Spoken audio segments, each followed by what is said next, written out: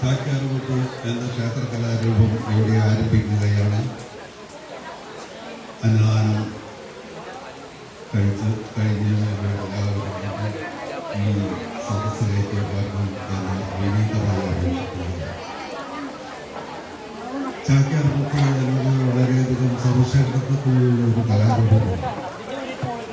2000 ആണ്ട് പഴക്കമുള്ള പണ്ട് കൂത്തമ്പലങ്ങളിൽ മാത്രം രാജപ്രതികളുടെയും ബ്രാഹ്മണ പ്രതികളുടെയും മുമ്പിൽ മാത്രം അവതരിപ്പിച്ചു വന്നിരുന്ന ഒരു കലാരൂപമാണ് ചാക്യാർകൂത്ത് എന്ന ഈ ക്ഷേത്ര കലാരൂപം. കൂത്തമ്പലങ്ങളിൽ ചാക്യാർകൂത്ത് അവതരിപ്പിക്കുമ്പോൾ നമ്മളെല്ലാം മുമ്പോട്ട് കയറി. എന്തെന്നാൽ ചാക്യാർക്ക് ക്ഷീണം പതിക്കാൻ, അല്ലെങ്കിൽ അവരെക്കുറിച്ച് എന്തെങ്കിലും ചാക്യാർ ഉരിയാടിയാൽ അവരുടെ മുജ്ജന്മ പാപങ്ങൾ പോലും കഴുകിപ്പോകുന്നു എന്നാണ് വിശ്വാസം. ചാക്യാർ വേഷമണിഞ്ഞു ഗംഗാതീർത്ഥം കൊണ്ട് അരങ്ങ് ശുദ്ധീകരിച്ച് ഈ പീഠത്തിൽ ഇരുന്നാൽ പാർവതീദേവിയുടെ മടിയിൽ ഉണ്ണിഗണപതിയിരിക്കുന്നതായിട്ട് മനസ്സിലാക്കുന്നത്. അതുകൊണ്ടാണ് ബ്രാഹ്മണർ മുമ്പോട്ട് കയറി വരുന്നത്. ചാക്യാർകൂത്ത് കളിയാക്കുകയാണ് എന്നൊക്കെ പറയുന്ന ആളുകളുണ്ട്. പക്ഷേ അധികാരികളുടെ ദുർഭരണത്തെയും അഴിമതികളെയും ഒന്ന് സൂചിപ്പിക്കുവാൻ വേണ്ടി ഒന്ന് വിരൽ ചൂണ്ടി അവരെ തിരുത്തുക എന്ന ലക്ഷ്യമാണ് ചാക്യാർ ചെയ്യുന്നത്. മഹാഭാരതത്തിലെയും രാമായണത്തിലെയും ചില ഏടുകൾ ഉൾക്കൊള്ളിച്ചുകൊണ്ട് പറയുന്ന ഈ കഥയിലൂടെ, കലാരൂപത്തിലൂടെ നമ്മുടെയൊക്കെ മനസ്സിലേക്ക് ഭക്തി കൈതിറങ്ങുകയാണ് ചെയ്യുന്നത്. അതുപോലെ തന്നെ സത്യത്തിന്റെയും ധർമ്മത്തിന്റെയും നീതിയുടെയും തീരുമാനങ്ങൾ നമ്മുടെ ഹൃദയത്തിലേക്ക് അലയടിച്ചേർക്കുകയാണ് ചെയ്യുന്നത്. ഇന്ന് ഇവിടെ ഈ കലാരൂപം അവതരിപ്പിക്കുന്നത് കാണിനാട് സൂരജ് എന്ന കലാകാരനാണ്. കഴിഞ്ഞ 26 വർഷക്കാലമായി കേരളത്തിലെ മോളമുള്ള ക്ഷേത്രങ്ങളിൽ ഈ കലാരൂപം അവതരിപ്പിച്ചു വരുന്നു എന്ന് തന്നെയുമല്ല, ഡൽഹിയിൽ ആദ്യമായി ഹിന്ദിയിൽ ചാക്യാർകൂത്ത് അവതരിപ്പിച്ച് വിഖ്യാതി നേടിയിട്ടുള്ള ഒരു കലാകാരനാണ്. എല്ലാ വർഷവും ഡൽഹിയിലും മുംബൈയിലും ചെന്നൈയിലും ഗോവയിലും ബാംഗ്ലൂരിലുമൊക്കെ വിവിധ ഭാഷകളിൽ ഈ കലാരൂപങ്ങൾ അവതരിപ്പിച്ചു വരുന്നു. ഇവിടെ മിഴാവ് വായിക്കുന്നത് കലാമണ്ഡലം അഭീന്ദ്രൻ എന്ന സുഹൃത്താണ്. ഞങ്ങൾക്ക് ഇന്ന് ഇവിടെ ഈ കലാരൂപം അവതരിപ്പിക്കുവാൻ അവസരം ലഭിക്കുന്ന മുഴുവൻ ട്രസ്റ്റിന്റെ പ്രവർത്തകർക്കും ആഘോഷ കമ്മിറ്റി പ്രവർത്തകർക്കും ഞങ്ങളുടെ സീമാതീതമായ നന്ദി പ്രകാശിപ്പിക്കുകയാണ്. ഞങ്ങൾക്കുള്ള ശബ്ദവും വിളിച്ചവും ക്രമീകരിക്കുന്നു. മെട്രോ ലൈറ്റ് ആൻഡ് സൗണ്ടിനും അതിൻ്റെ പ്രവർത്തകർക്കും ഞങ്ങളുടെ നന്ദി പ്രകാശിപ്പിക്കുന്നു. ഞങ്ങളുടെ ശ്രീ പെരുന്തോടിലപ്പനോട് ഉണ്ണിബോധ മഹാദേവനോട് ഞങ്ങളുടെ ഈ കലാരൂപത്തെ സംരക്ഷിക്കണമേ എന്ന് ഹൃദയം ഒരുക്കി പ്രാർത്ഥിച്ചുകൊണ്ട് നിങ്ങളുടെ ഓരോരുത്തരുടെയും സമ്പൂർണ്ണ പങ്കാളിത്തം ഈ കലാരൂപത്തിനോട് ഉണ്ടാകണമേ എന്ന് വിനീതമായി ഒരിക്കൽ കൂടി അപേക്ഷിച്ചുകൊണ്ട് ചാക്യാർകൂത്തിന്റെ ആചാര്യന്മാരെയും കുലപതികളെയും മനസ്സിൽ ധ്യാനിച്ചുകൊണ്ട് ഞങ്ങളുടെ ഗുരുമുഖവന്മാരെ സ്മരിച്ചുകൊണ്ട് നിങ്ങളുടെ ഓരോരുത്തരുടെയും സമ്പൂർണ്ണ പങ്കാളിത്തം ഈ കലാരൂപത്തിനോട് ഉണ്ടാകണമേ എന്ന് ഒരിക്കൽ കൂടി വിനീതമായി അപേക്ഷിച്ചുകൊണ്ട് ഞങ്ങൾ ഈ കലാരൂപം വളരെ ഭക്ത്യാദരപൂർവ്വം സവിനയം സസന്തോഷം നിങ്ങളുടെ മുമ്പിൽ ഭഗവാന്റെ പദാരവിന്ദങ്ങളിൽ സസന്തോഷം സമർപ്പിക്കുകയാണ്. സ്വീകരിച്ചാലും ആസ്വദിച്ചാലും ആശീർവദിച്ചാലും അനുഗ്രഹിച്ചാലും. നമസ്തേ.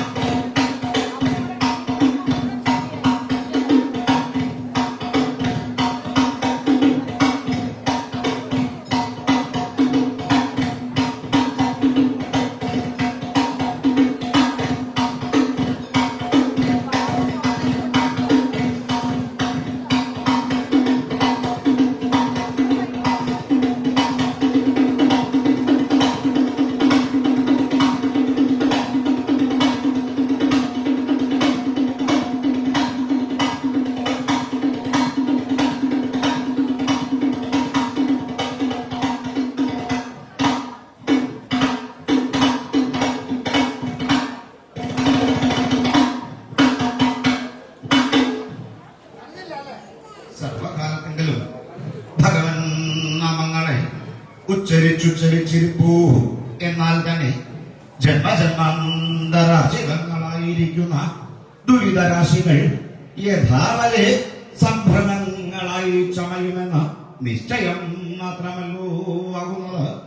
ആയതുകൂടാതെ കണ്ട മറ്റസാരങ്ങളായി അനിത്യങ്ങളായി അല്പ സുഖപ്രദങ്ങളായി അവസാന വിരസങ്ങളായിരിക്കുന്ന ഓരോരോ വിഷയാദികളിൽ പരിഭ്രമിച്ച് പ്രധാനെ കാലക്ഷേപത്തെ ചെയ്തു പോകുന്നു ചെയ്യുന്നത്. അയാള് ഈ മനുഷ്യർക്ക് എത്ര കഷ്ടം. മനുഷ്യജന്മം എഴുതായിട്ട് ലഭിക്കുന്ന ഒരു വസ്തുവാകുന്നത്. ആയതൊക്കെയും കൊള്ളാം. സുകൃത ദുഷ്കൃതങ്ങൾ തുല്യങ്ങളായിരിക്കുന്ന സമയത്തിങ്കലേ മനുഷ്യജന്മം ലഭിപ്പൂ. എന്നിരിക്കുന്ന ജന്മത്തെ ദൈവഹത്യാ ലഭിച്ച സമയത്തിങ്കൽ വ്യർത്ഥമാക്കി കളയാതെ കണ്ട് ഈശ്വരനെ സേവിച്ച് പാപനിവൃത്തി വരുത്തി പരമപുരുഷാർത്ഥമാകുന്ന മോക്ഷത്തെ സാധിച്ചു കൊള്ളണം. ആയതിനു വേണം എല്ലാ ജനങ്ങളും എല്ലാ സമയത്തിലും പ്രയത്നം ചെയ്തു കൊള്ളുവാൻ. ആയതേ ഇവിടെ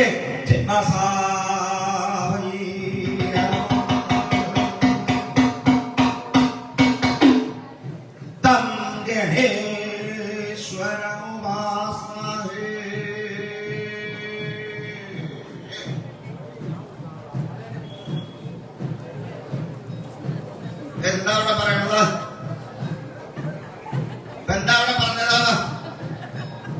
കേട്ടില്ല? അവർക്ക് പറയൂ.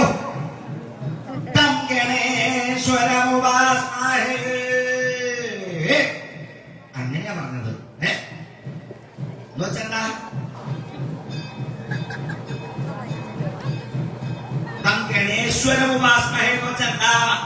ആ ഗണേശ്വരനെ ഞാൻ ഉപാസിക്കണോ? അതെന്താണോ അങ്ങനെ ഒരു ഉപാസന? ഗണേശ്വരനെ ഉപാസിക്കുക. ഉപാസനയ്ക്ക് ഉണ്ടോ? പതിവുണ്ടോ? ഉപാസന ഉള്ളവരൊക്കെ ഉണ്ടോ ഇവിടെ? എന്നാ തോന്നുന്നു ചിലരൊക്കെ ഉണ്ടാവുക. എന്താ ഈ ഉപാസന എന്ന് പറഞ്ഞേ?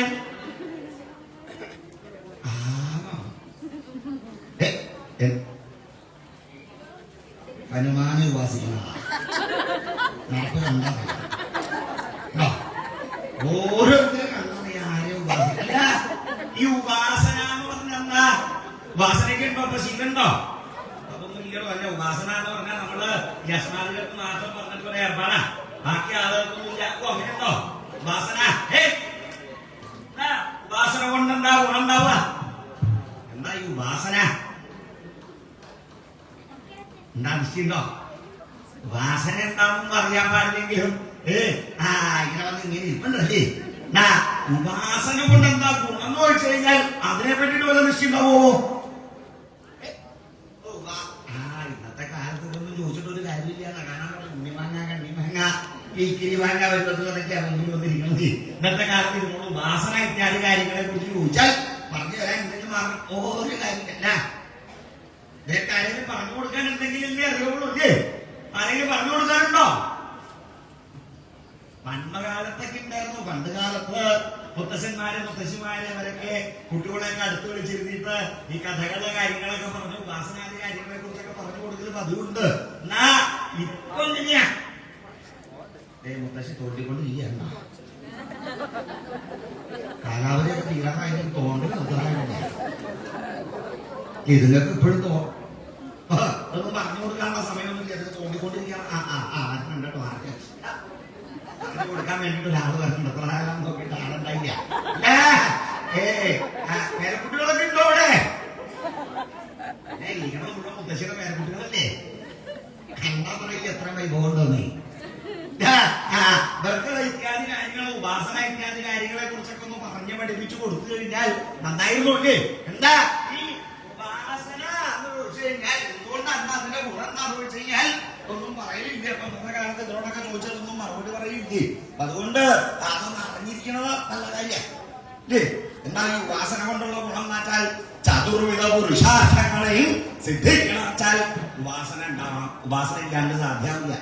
ചതുർവിധ പുരുഷാർത്ഥങ്ങള് സിദ്ധിക്കുക എന്ന് പറഞ്ഞാൽ അതാണ് ഈ മനുഷ്യ ജന്മത്തിൽ പ്രാപ്തമായിരിക്കുന്ന സർവകാര്യങ്ങളും ഉണർന്ന 4 കാര്യങ്ങളും അല്ലേ. ഉണ്ടാക്കിയാല് ധർമ്മ അർത്ഥ കാമ മോക്ഷാദികളെ സിദ്ധിക്കണം എന്നുണ്ടെങ്കിൽ ഉപാസന ഇല്ലാണ്ട് സാധ്യമാവില്ല. ഇതിൽ ഏറ്റവും ശ്രേഷ്ഠമായിട്ടുള്ള ഉപാസനയെ കുറിച്ചാണ് ഗണേശ്വരമുപാസ്മഹേ. ആ ഗണേശ്വരനെ ഞാൻ ഉപാസിക്കുന്നു. ഉപാസിച്ചു കഴിഞ്ഞാൽ സകലവിധ രക്ഷയുണ്ടാവാതെ കണ്ടിരിക്കുക. ചതുർവിധ പുരുഷാർത്ഥങ്ങളും സിദ്ധിക്കുന്നു പറഞ്ഞാൽ രക്ഷയുടെ പൂർത്തിയാവുന്നു എന്ന് സാരം അല്ലേ. എന്നാണോ ഈ രക്ഷ എന്ന് പറഞ്ഞാൽ ചതുർവിധ പുരുഷാർത്ഥങ്ങളും സിദ്ധിക്കുന്നുണ്ടെങ്കിൽ മാത്രമേ അതിന് രക്ഷയുടെ പൂർത്തി എന്ന് പറയാനായി കൊണ്ട് സാധിക്കുള്ളൂ. ധർമ്മം അർത്ഥം കാമ മോക്ഷാദികളെ സിദ്ധിക്കണമെങ്കിൽ മാത്രമേ അതിനെ രക്ഷയുടെ പൂർത്തി എന്ന് പറയാനായിട്ട് സാധ്യമുള്ളൂ. അപ്പോ അത്രയും രക്ഷാസാമർഥ്യമുള്ളതായിക്കൊണ്ട് മറ്റാരും തന്നെ ഇല്ല. കാരണം അത്രയും സാക്ഷാൽ ശ്രീ മഹാഗണപതിയിൽ അത്രയും രക്ഷാസാമർഥ്യമുള്ളതായിട്ട് മറ്റാരും തന്നെ ഇല്ല എന്ന് മാത്രമല്ല പല തരത്തിലുള്ള ഉപാസകന്മാരൊക്കെ ഉണ്ടാവും ഇല്ലേ. എങ്ങനെയുള്ളത്? ഭദ്രകാളി ഉപാസിക്കുന്നവരുണ്ട്, ശിവനെ ഉപാസിക്കുന്നവരുണ്ട്, മഹാവിഷ്ണുവിനെ ഉപാസിക്കുന്നവരുണ്ട്. ഒക്കെ വെച്ചാലും സകല ജനങ്ങളും ഉപാസിക്കുന്നവരെ ഒരാൾ മാത്രമേ ഉള്ളൂ. ആരാണ്? ശ്രീ മഹാഗണപതി. ശ്രീ മഹാഗണപതിയെ ഉപാസിക്കാത്തവരായിട്ട് ആരും ഇല്ലാന്ന് പറഞ്ഞാൽ ഒരു വിഭാഗത്തിൽ പെടുന്ന ആളുകളും ശ്രീ മഹാഗണപതി ഉപാസിക്കാത്തവരായിട്ടില്ല. ചതുർവർഗ വിഭാഗങ്ങളിലുള്ള ആളുകളും ബ്രാഹ്മണ ക്ഷത്രിയ വൈശ്യ ശുദ്രാദികളിൽ എല്ലാ പെടുന്ന ആളുകളും ഉപാസന ഉണ്ട്. എല്ലാവരും ഉണ്ട്. എല്ലാവരും ഉണ്ട്. ഗണപതി ഉപാസിക്കാത്തവരായിട്ട് ആരുമില്ല. തട്ടാന്മാര് ഉപാസനയുണ്ട്, ആശാരിമാര് ഉപാസനയുണ്ട്, പൂശാരിമാര് ഉപാസനയുണ്ട്. വേണ്ട സകല ജാതിയിലുള്ള ആളുകളും ഉപാസിക്കുന്നതാണ് ശ്രീ മഹാഗണപതി. ഇവരുടെ എല്ലാവരുടെ ഉപാസനയ്ക്ക് ഒരല്പം വ്യത്യാസം ഉണ്ടാവും. ഉപാസന ഇല്ലാതെ കണ്ടില്ല. ആശാരിമാര് ഉണ്ടോ? ഉണ്ടോ? ആശാരിമാരുണ്ടോ?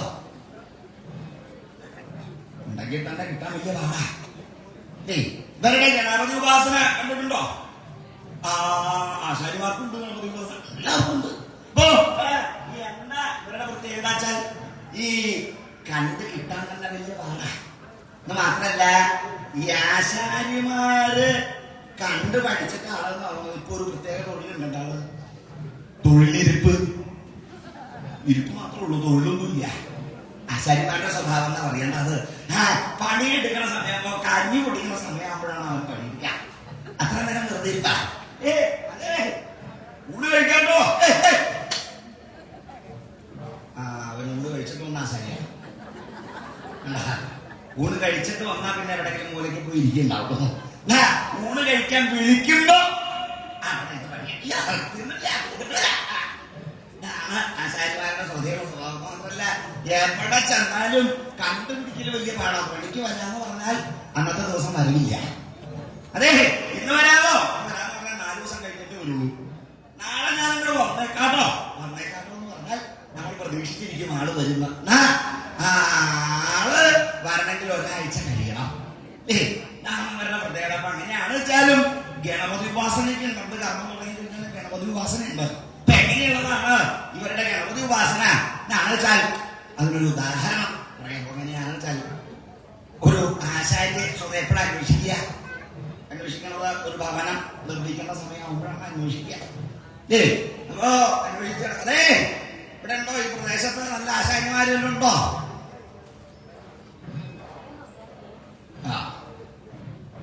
ആശാരിയാണോ? അത്യാവശ്യം നല്ല ആശാരിയാണോ തോന്നുന്നേ? ഒരു കാര്യം ഉണ്ടായിരുന്നു. ഒരു ഇല്ലം പണിയണം. എവിടെയാ? ഈ പ്രദേശത്ത് എന്റെ ഒരു പ്രദേശം അവിടെ കൊണ്ടുപോകുന്നു പറഞ്ഞാൽ മതി. അപ്പൊ എന്നാ വരാൻ സാധിക്കുക? നാളെ വരാൻ പറ്റില്ല. എന്താ നാളെ വരാൻ പണി ഉണ്ടായിട്ടില്ല. നാളെ വരില്ല. മറ്റന്നാള് കഴിഞ്ഞിട്ട് പിറ്റേ ദിവസം ഞാൻ എത്തിക്കോളാം. എപ്പോഴും രാവിലെ വരുമോ? വരും. വന്നാൽ പറയാൻ വന്നു വരുന്ന പ്രതീക്ഷിച്ച് എല്ലാ കാര്യങ്ങളൊക്കെ ശരിയാക്കി അവിടെ നോക്കിയേക്കുമ്പോ സമയം ഉണ്ടെങ്കിൽ അവരെത്തും. വന്നു കഴിഞ്ഞാൽ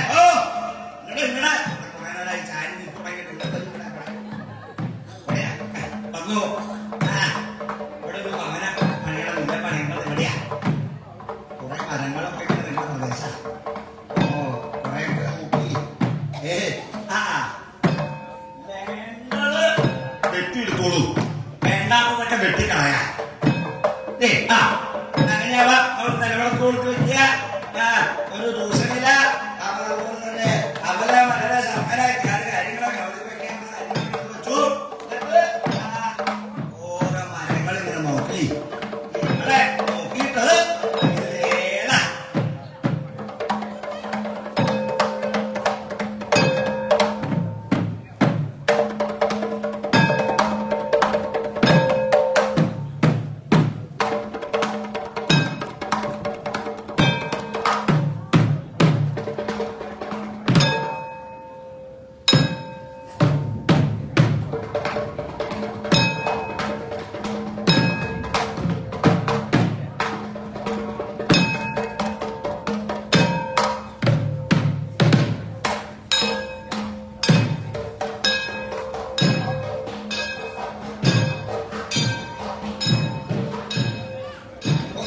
നോക്കിട്ടേ ഇതില് ഏതൊക്കെയാ വെട്ടേണ്ടത് ഏതൊക്കെയാ വെട്ടണ്ടാത്തത് എന്നങ്ങനെ നിശ്ചയിക്കാം. അതൊക്കെ ഇനി വെട്ടേണ്ട കാര്യം അതൊക്കെ ഏതാണ്ട് കടപുഴകാനായുള്ള സമയമായി.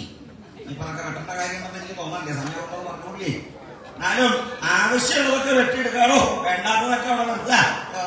ഇതിനൊക്കെ വെട്ടേണ്ട കാര്യം അതൊക്കെ ഇങ്ങനെ വളർന്നു വന്ന് തുടങ്ങണുള്ളൂ. അതൊക്കെ ഇങ്ങനെ വളരട്ടെ. നമ്മളേമായിട്ട് വളരട്ടെ. സമയമാവുമ്പോ കാറ്റടിച്ചാൽ മതി എന്നാ തോന്നുന്നത്.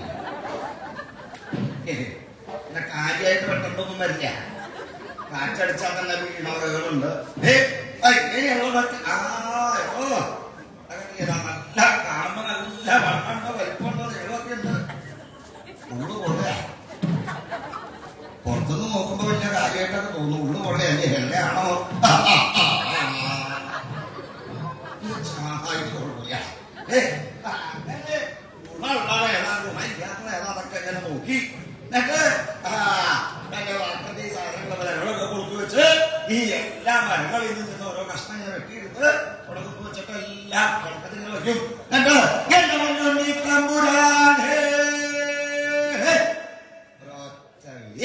ഇതാണ് ആശാരിയുടെ ഗണപതി ഉപാസന. എല്ലാവർക്കും ഉണ്ട് ഗണപതി ഉപാസന. തട്ടാന്റെ ഗണപതി ഉപാസന മുട്ടാനുമായിട്ടുള്ള സാധനം ഉണ്ടാവും. അത് രണ്ടും ഇങ്ങനെ എടുത്ത് വെച്ച് മടക്കൊക്കെ കൊടുത്തു വെച്ചിട്ട് എന്റെ വലിയ തമ്പുരാനേ എന്ന് വിളിക്കുക. തട്ടണയിൽ തട്ടും കൊണ്ടുള്ളൂ. എല്ലാവരുടെയും ഗണപതി ഉപാസന ഉണ്ട്. ഓരോ പ്രത്യേകതയുണ്ട്. ഗണപതി ഉപാസിക്കാത്തവരായിട്ട് ആരുമില്ല. ഉപാസിച്ചാലുള്ള ഗുണം ഉണ്ടാവുക എന്താണെന്ന് വെച്ചാൽ ചതുർവിധ പുരുഷാർത്ഥങ്ങളും സിദ്ധിക്കും. ഇങ്ങനെ പറഞ്ഞു വെച്ചാലും അത് അത്രയ്ക്ക് ഞങ്ങൾ ബോധ്യം കഴിഞ്ഞ ചതുർവിധ പുരുഷാർത്ഥങ്ങൾ എങ്ങനെയാ ഉപാസന കൊണ്ട് സിദ്ധിയാവുന്നത്. നേട്ട രീതിയിൽ ഉപാസിച്ചാൽ ധാർമ്മികമായിട്ടൊരു ജീവിതം ലഭ്യമാവും. അർത്ഥം എന്ന് പറഞ്ഞാൽ ധനം. ധനമായിട്ട് ധനങ്ങൾ സമ്പാദിക്കുക. എന്നിട്ട് കടന്നു പോവുക. അതാണോ? അർത്ഥം എന്ന് പറഞ്ഞാൽ യഥാർത്ഥത്തിലുള്ള ധനം എന്താണോ വെച്ചാൽ സർവധന പ്രധാനമായിട്ടുള്ള കാര്യം വിദ്യ. യഥാർത്ഥത്തിൽ അറിവ്. അതും എങ്ങനെയാണ് സിദ്ധിക്കുക? ഉപാസന ഉണ്ടെങ്കിലാണ് ഈ രക്ഷയും കിട്ടുള്ളൂ. പിന്നെയുള്ളത് കാമം. സമയാസമയങ്ങളിൽ നടക്കേണ്ടതായിട്ടുള്ള കാര്യങ്ങള് ആ സമയങ്ങളിലെല്ലാം സിദ്ധിക്കണം. അതിലും രക്ഷ ഉണ്ടാവണം. ആ രക്ഷ കിട്ടണമെങ്കിൽ ഉപാസന ഉണ്ടാവണം. പിന്നെയുള്ളത് മോക്ഷം. എന്താ ഈ മോക്ഷം എന്ന് പറഞ്ഞാൽ? മോക്ഷം എന്നാണോ ഇങ്ങനെ ആലോചിച്ചിരിക്കുക. എന്താ മോക്ഷം? അങ്ങനെ സിദ്ധി കൂടി പോയാ മോക്ഷമില്ല. നന്നായില്ല. പിന്നെയോ പ്രപഞ്ചത്തിൽ നിന്ന് രക്ഷപ്പെടാൻ പറഞ്ഞാൽ ഈ ചക്രത്തിൽ നിന്ന് സാഗരത്തിൽ നിന്ന് രക്ഷപ്പെട്ട് പ്രപഞ്ചത്തിൽ ലയിച്ചു ചേരുകയാണെങ്കിൽ ഭഗവത് പാതാരങ്ങളിൽ ലയിച്ചു ചേർന്നെങ്കിൽ മാത്രമേ അതിന് മോക്ഷപ്രാപ്തി എന്ന് പറയാനായിട്ട് സാധ്യമുള്ളൂ. അപ്പോ ഈ നല്ല കാര്യങ്ങളും സിദ്ധിക്കും. ഉപാസന വേണ്ടവണ്ണുണ്ടെങ്കിൽ ശ്രീ മഹാഗണപതി ഉപാസിച്ചാലോ അതിന്റെ ഫലം അപ്പൊ തന്നെ ലഭ്യവും. ഉപാസിച്ചില്ലെങ്കിലോ അപ്പൊ തന്നെ അറിയാം. മറ്റാരും അങ്ങനെ ചെയ്യാമോ? മഹാവിഷ്ണു വേണമെങ്കിൽ ഉപാസിച്ചാൽ മതി. ഉപാസിച്ചില്ലാച്ചാൽ ഒരു കുഴപ്പമില്ല. പരമേശ്വരൻ ഉപാസിച്ചാൽ മതി. വേണമെങ്കിൽ മതി. ഇല്ലെങ്കിലോ ഒരു തെറ്റില്ല. ശ്രീ മഹാഗണപതി അങ്ങനെയല്ല. ഉപാസിച്ചാൽ അനുഗ്രഹം അപ്പൊ തന്നെ കിട്ടിയതിനും ഉപാസിച്ചില്ലെങ്കിലോ ഉപാസിച്ചില്ലാലും അപ്പൊ തന്നെ അതിന്റെ അനുഭവം ഉണ്ടാവും. ഒരു കർമ്മത്തിന് ഇറങ്ങുന്ന സമയത്ത് ശ്രീ മഹാഗണപതിയെ ഉപാസിക്കാതെ കണ്ടാണ് വെച്ചാൽ അപ്പൊ തന്നെ അതിന്റെ അനുഭവം ഉണ്ടാവും എന്നുള്ള കാര്യത്തില് യാതൊരു സംശയമില്ല. അത്തരത്തിലുണ്ടായ കാര്യം ഉണ്ടായിട്ടുണ്ട്.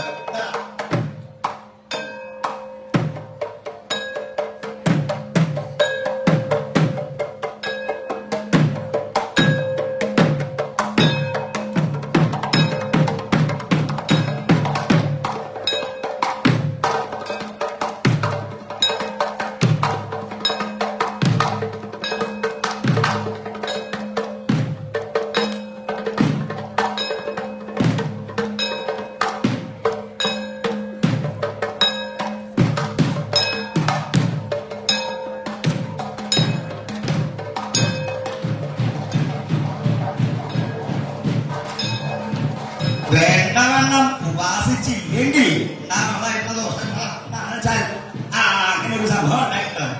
ആർക്കെ ഉണ്ടായത് എന്താണെന്ന് വെച്ചാൽ ഒരു കുലാല ഉണ്ടായിട്ടുണ്ട്. കുലാലബ്രാഹ്മണൻ കേട്ടോ? കുലാലബ്രാഹ്മണൻ കുലാലബ്രാഹ്മണൻ കുലാലബ്രാഹ്മണൻ ആരാ? കോശവൻ.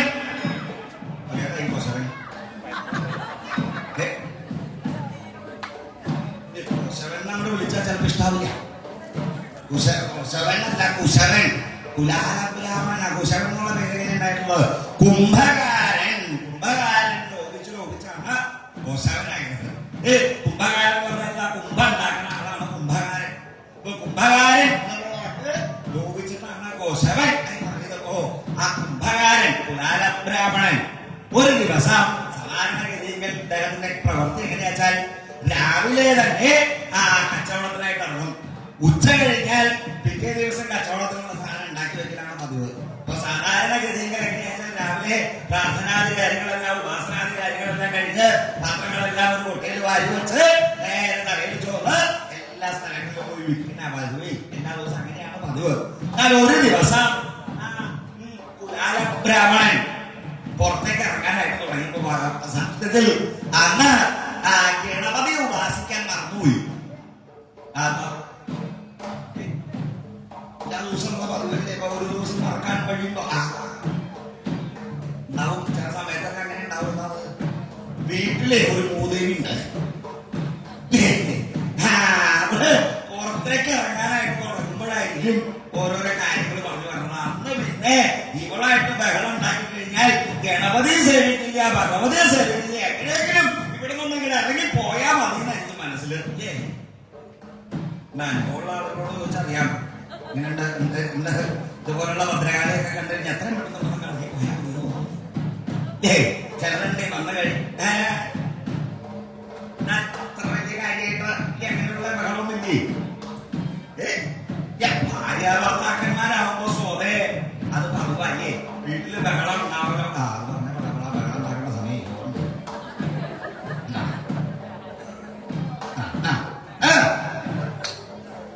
ബഹളമില്ലാത്ത കുടുംബങ്ങളിൽ എല്ലാ വീട്ടിലും പൊതുവെ അങ്ങനെ ഭാര്യ ഭർത്താവ് ആവുമ്പോ തമ്മിൽ ഉണ്ടാവില്ല. സാധാരണ രീതിയിൽ കല്യാണം കഴിക്കുന്ന കുറച്ചു കാലത്തേക്കാണ് നാട്ടുകാരി ബഹളം കേൾക്കാറുള്ളൂ.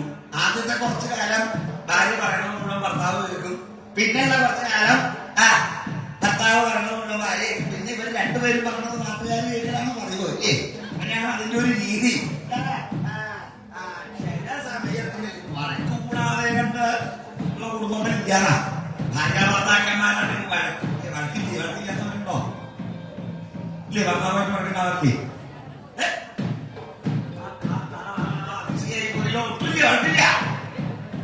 എന്നാ ഭർത്താവിനോടൊന്ന് സൂക്ഷിക്കാൻ പറയണം. എന്താ വഴക്കൊന്നുമില്ലെങ്കിൽ ഇവളൊക്കെ എപ്പോഴും ഒരു കഷായം കലക്കി കൊടുക്കാന്ന് പറയാൻ പറ്റില്ല. വഴക്കൊക്കെ ഉണ്ടെങ്കിൽ അവള് പത്രകാലം പുള്ളിയൊക്കെ പൊക്കോളും. വഴക്കൊന്നും ഇല്ലെങ്കിൽ ചിരിച്ച് കളിച്ച് വന്ന് കഷായൊക്കെ കലക്കി തന്നു കഴിഞ്ഞാൽ തീർന്നില്ലേ? ഇപ്പോഴത്തെ ഏർപ്പാട് എങ്ങനെയായതുകൊണ്ടാ കുലാലനും ഇങ്ങനെ വഴക്കുണ്ടായി എന്ന് മാത്രമല്ല, അന്ന് വീട്ടിന് പോവാൻ പുറപ്പെട്ട ഉപാസിക്കാനൊക്കെ ഞങ്ങൾ മറന്നുപോയി. അങ്ങനെ മറന്നു പോയിട്ട് ഇതെല്ലാം വളർത്തി കോട്ടയിൽ വെച്ച് എത്ര പെട്ടെന്ന് ഇറങ്ങി പോയാൽ മതി തിരിച്ചാ പോണത്. അങ്ങനെ തന്നെ കോട്ടയിൽ വാങ്ങി നേരെ ഇങ്ങനെ പോകണേ. കലാം വെള്ളം കൊടം നോക്കട്ടെ. അവിടെ നോക്കട്ടെ. അച്ഛൻ കഴിഞ്ഞിട്ട് അങ്ങനെ നോക്കുക. മാത്രല്ല എല്ലാം ഇങ്ങനെ അഴിച്ച് നിരത്തി കാണിക്കണം, എന്നാലാണല്ലോ ആളുകൾ മേടിക്കുള്ളൂ. അഴിച്ചിങ്ങനെ നിരത്തി വെച്ച് കഴിയുമ്പോഴാണ് ഓരോരുത്തർ വന്ന് ഇങ്ങനെ വിമർശനം ഇങ്ങനെ നോക്കണൊക്കെ ഉണ്ട്. ഇത് ഈ നാട്ടിലുള്ളതല്ല നമ്മൾ തോന്നുന്നത്. ഇത് പുറത്തുനിന്നുള്ളതാണോ?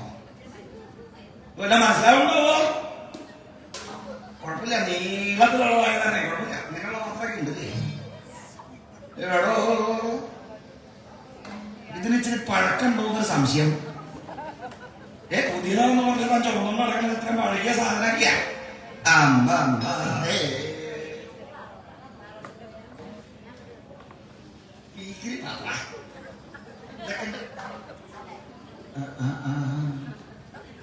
ഇതെന്താണോ ഇതിനൊരു ചെരിവ്? ചെരിഞ്ഞല്ലേ ഇരിക്കണത്. എന്താ അങ്ങനെ നിർമ്മാണത്തിലുള്ള പാകപ്പഴിയാന്ന് തോന്നുന്നത്. ഇങ്ങനെയുള്ള സാധനമൊക്കെയാണോ ഞാൻ ഇങ്ങനെ നിൽക്കാനായിട്ട് കൊണ്ടുവന്നത്? വേണ്ട, കൊണ്ടുപോക്കോ. ആരും മേടിക്കില്ല.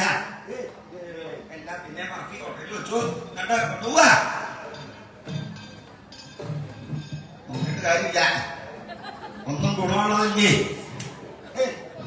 കൊറേ അങ്ങോട്ടും ഇങ്ങോട്ടൊക്കെ മാറി മാറി നോക്കണ്ടോ ഒന്നും ഗുണമുള്ളതുണ്ടോന്നാ. ഒന്നുമില്ല, എല്ലാം പിന്നെയും തിരിച്ച് തലയിൽ പറക്കി വെച്ച് കലം കലം കുടം കുടം കൊട കുടം കളേ കലം എന്നിങ്ങനെ പറഞ്ഞിങ്ങനെ നടക്കാനായിട്ട് ആരും ഒന്നങ്ങനെ പേടിക്കണില്ല. ആരും അതങ്ങൾ മേടിക്കാനായിട്ട് തയ്യാറാണ്. വീണ്ടും ഇങ്ങനെ തലയിൽ ചുമന്നിങ്ങനെ നടക്കണ്ട്. കലാം കലാം കൊടാം കൊടാം.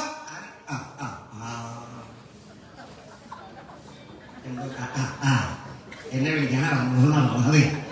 ഞാൻ ഇത്ര ചുമന്നും നടന്നിട്ട് വേണ്ടെന്ന് പറയണില്ലാലോ. വിചാരിച്ചു നോക്കി ഒരു പഠിപ്പുര. പഠിപ്പുരയുടെ അകത്തുനിന്നുള്ള ഒരു വീട്ടിൽ നിന്ന് വിളി വരുന്നത്. രണ്ടാമത് നോക്കട്ടെ എന്തൊക്കെ ഉണ്ടത് നോക്കട്ടെ. പഠിപ്പുരയില് ഇതൊക്കെ തലയിൽ ഇങ്ങനെ ചുമന്ന് ഇങ്ങനെ കേറി ചെല്ലുമ്പോഴാണ് കാണുന്നത് പഠിപ്പുരയുടെ വട്ടം ഒരു കോലിങ്ങനെ കെട്ടി വെച്ചിരിക്കുക. ഉണ്ണിമാങ്ങ പരിപാടികളൊക്കെ ഉണ്ടാവും വീട്ടില്. അപ്പൊ അതൊന്നും പുറത്തേക്ക് ഇറങ്ങി പോകണ്ടാന്ന് ഇരിച്ചിട്ടാവും ഇങ്ങനെ കെട്ടി വെച്ചിരിക്കുന്നത്. ഇത് കടക്കാതെ കണ്ട, ഈ കടമ്പ കടക്കാതെ കണ്ട അകത്തേക്ക് പോവാനായിട്ടും സാധ്യമാവില്ലല്ലോ. ആരും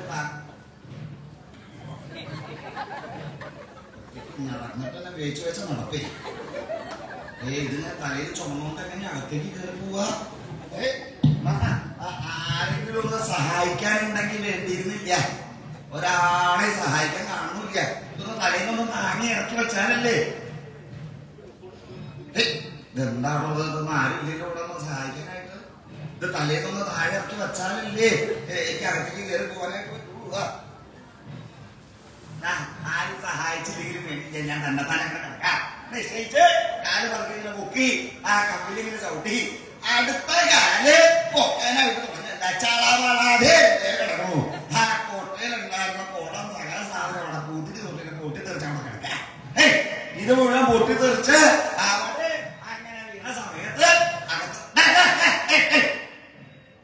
എന്തായി കാണിക്കണത്? നിനക്കറിയില്ലാത്ത കാര്യമാണെങ്കിൽ ഒന്നും ചെയ്യാതിരിക്കല്ലേ നല്ലത്.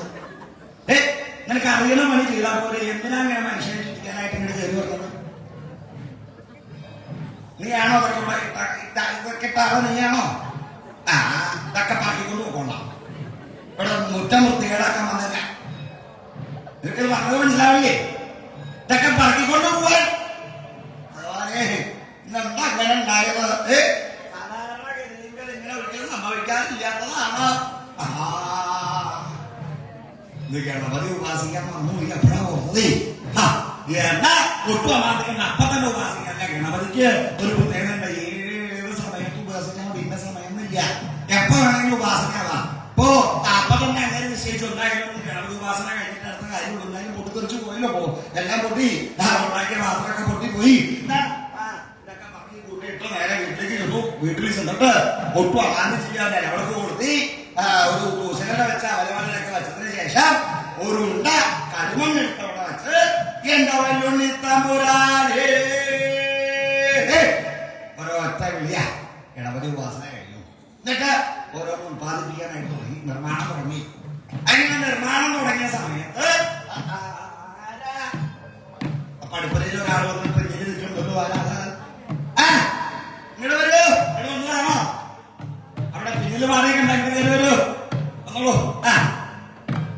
എന്താണ് ബാബു?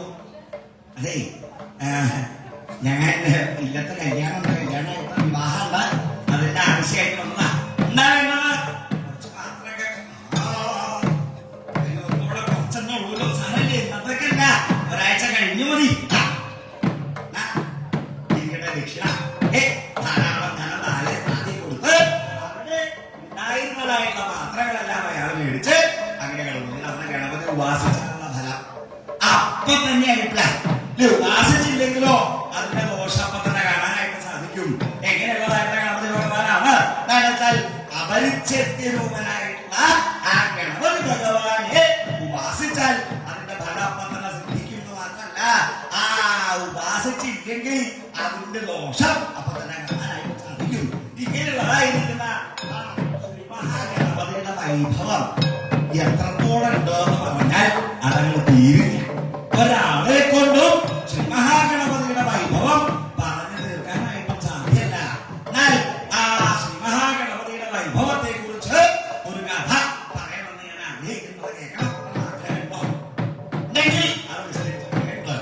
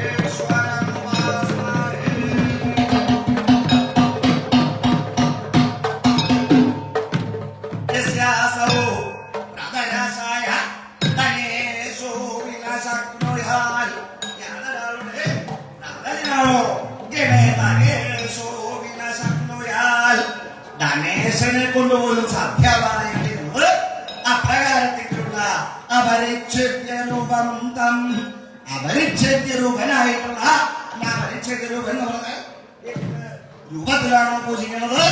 അതേ രൂപത്തിൽ അനുഭവം വൈഭവം ആ മൂർത്തിയാണ് അപരിച്ഛേദ്യരൂപനായിട്ടുള്ള ശ്രീ മഹാഗണപതി. ഉണ്ണി ഗണപതിയുടെ രൂപത്തിലാണ് ആരാധിച്ചാൽ ആ രീതിയിലുള്ള അനുഭവങ്ങളായിട്ടുള്ള ശ്രീ മഹാഗണപതിയുടെ രൂപത്തിൽ ആരാധിച്ചാലോ ആ തരത്തിലുള്ള അനുഭവങ്ങളും വൈഭവങ്ങളും സൃഷ്ടിക്കുക. അങ്ങനെയുള്ളതായിരിക്കുന്ന ആ ശ്രീ മഹാഗണപതിയുടെ ഒരു കഥയുണ്ട്. എങ്ങനെയുള്ളതാണ്? ധനേശനെ കൊണ്ടുപോലും സാധ്യമില്ല. പ്രാധാനാശായ സാക്ഷാൽ ശ്രീ മഹാഗണപതിയുടെ പ്രാതലിന് പകല് കൊടുക്കുന്നത് ധനേശന് പോലും ശക്തി ഉണ്ടായില്ല. ആരാ ധനേശൻ?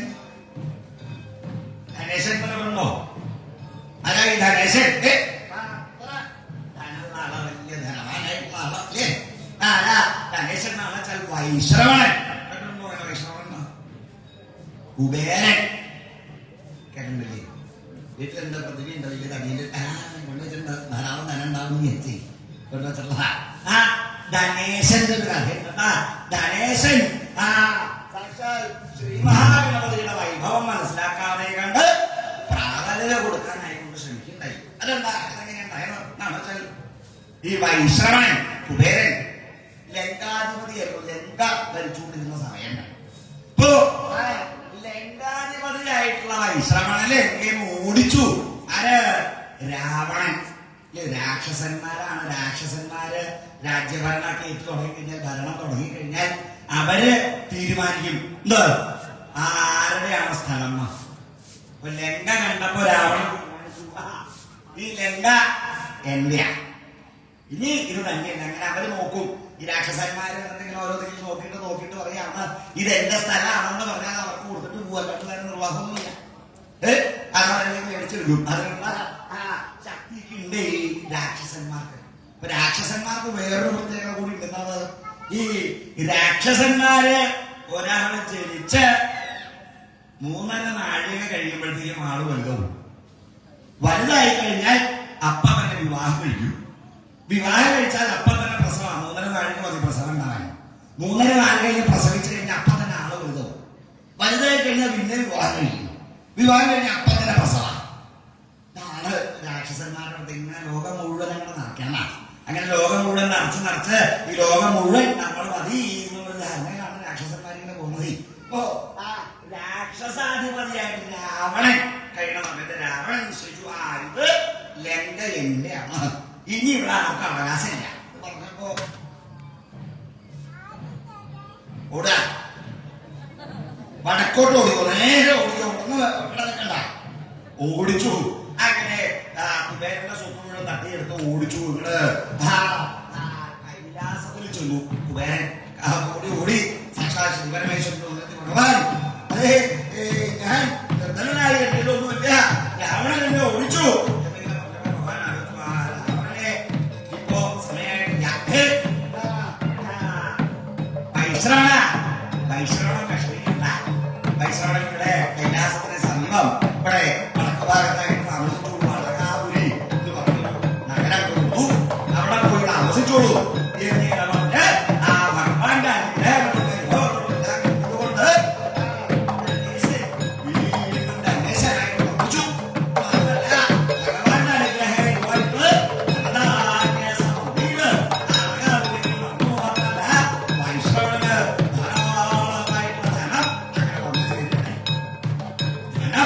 ധാരാളമായിട്ടുണ്ടായിച്ചാലും ഭക്തിക്ക് കുറവുണ്ടായില്ല. വൈശ്രവണന് സ്വതേ ധനം കൂടുമ്പോ ഭക്തി ഇല്ലാണ്ടാവും. അങ്ങനെ ഉണ്ടോച്ചാൽ അങ്ങനെ ഉണ്ടാവാറുണ്ട്. ധാരാളം ധനം വർദ്ധിച്ചു കഴിയുമ്പോ ഭഗവാനോടുള്ള പൂജയില്ല, സ്നേഹമില്ല, പ്രതിപത്തില്ല, ഒന്നുമില്ലാതെ കണ്ടാവും. ഈ ധനം വർദ്ധിക്കുമ്പോ അഹങ്കാരം വർദ്ധിക്കും. അങ്ങനെ അഹങ്കാരമൊക്കെ വർദ്ധിക്കുമ്പോ ഈശ്വരന്റെ സാധാരണ ശ്രദ്ധിച്ചറിയാവുന്നത് എപ്പോഴാ ഭക്തി മൂക്കുക, എപ്പോഴാ ഭക്തി മൂക്കുക?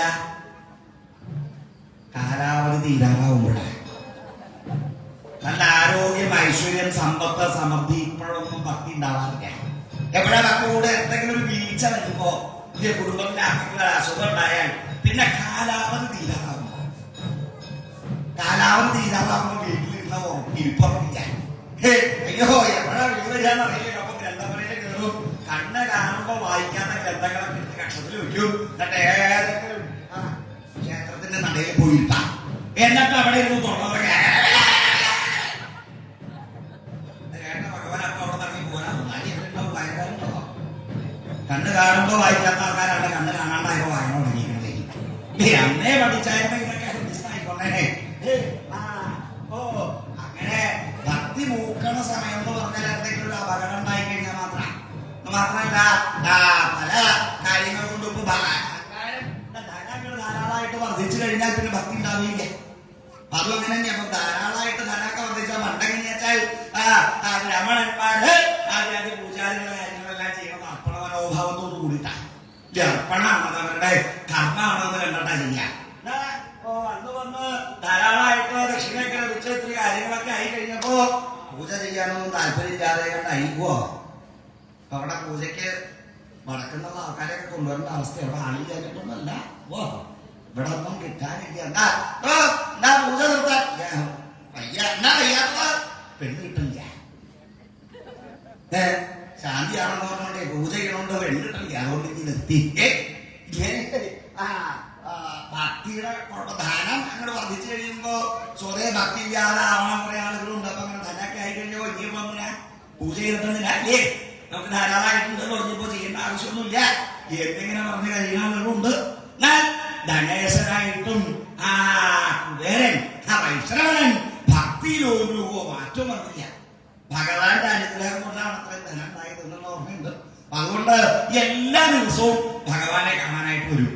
എല്ലാ ദിവസം എന്ന് പറഞ്ഞാൽ എല്ലാ ദിവസവും ഭഗവാനെ കാണാൻ വന്ന ആദ്യം വന്ന ഭഗവാന്റെ കാലിൽ തൊഴുത് കഴിഞ്ഞിട്ടാണ് വീട്ടിൽ ചെന്നിട്ട് ജലപാനമുള്ളൂ. അവിടെ കൊട്ടാരത്തിൽ ചെന്ന് ജലപാനം പതിവുള്ളൂ. എല്ലാ ദിവസവും വന്ന്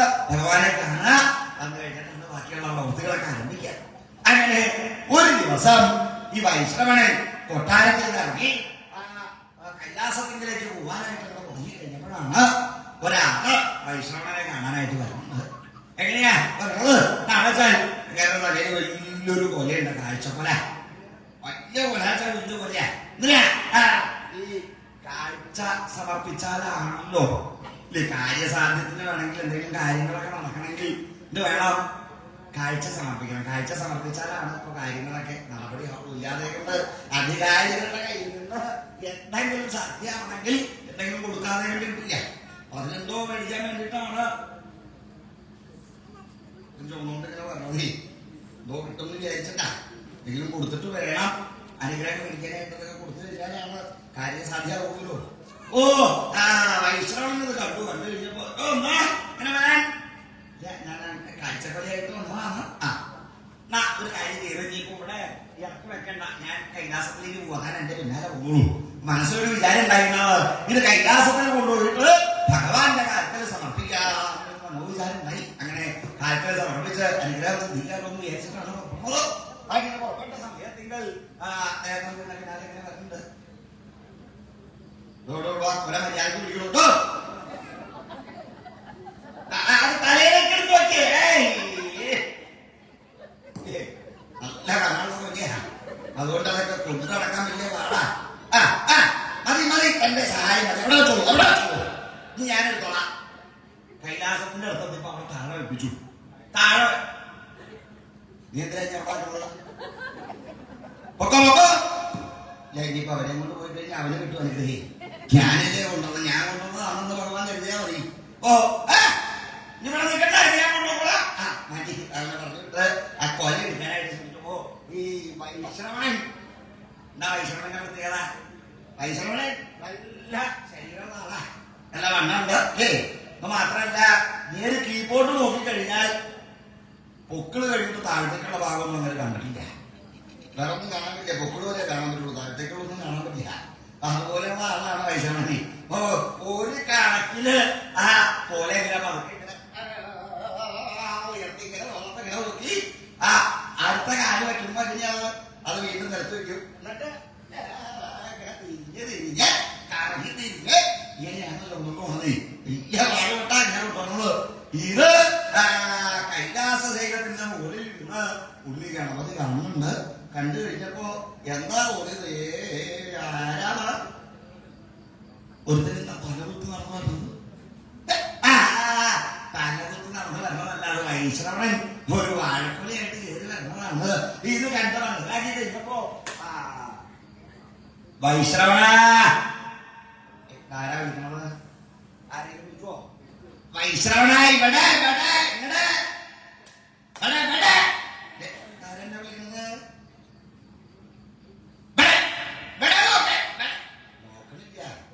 വൈശ്രവണ ഞാൻ സഹായിക്കാം.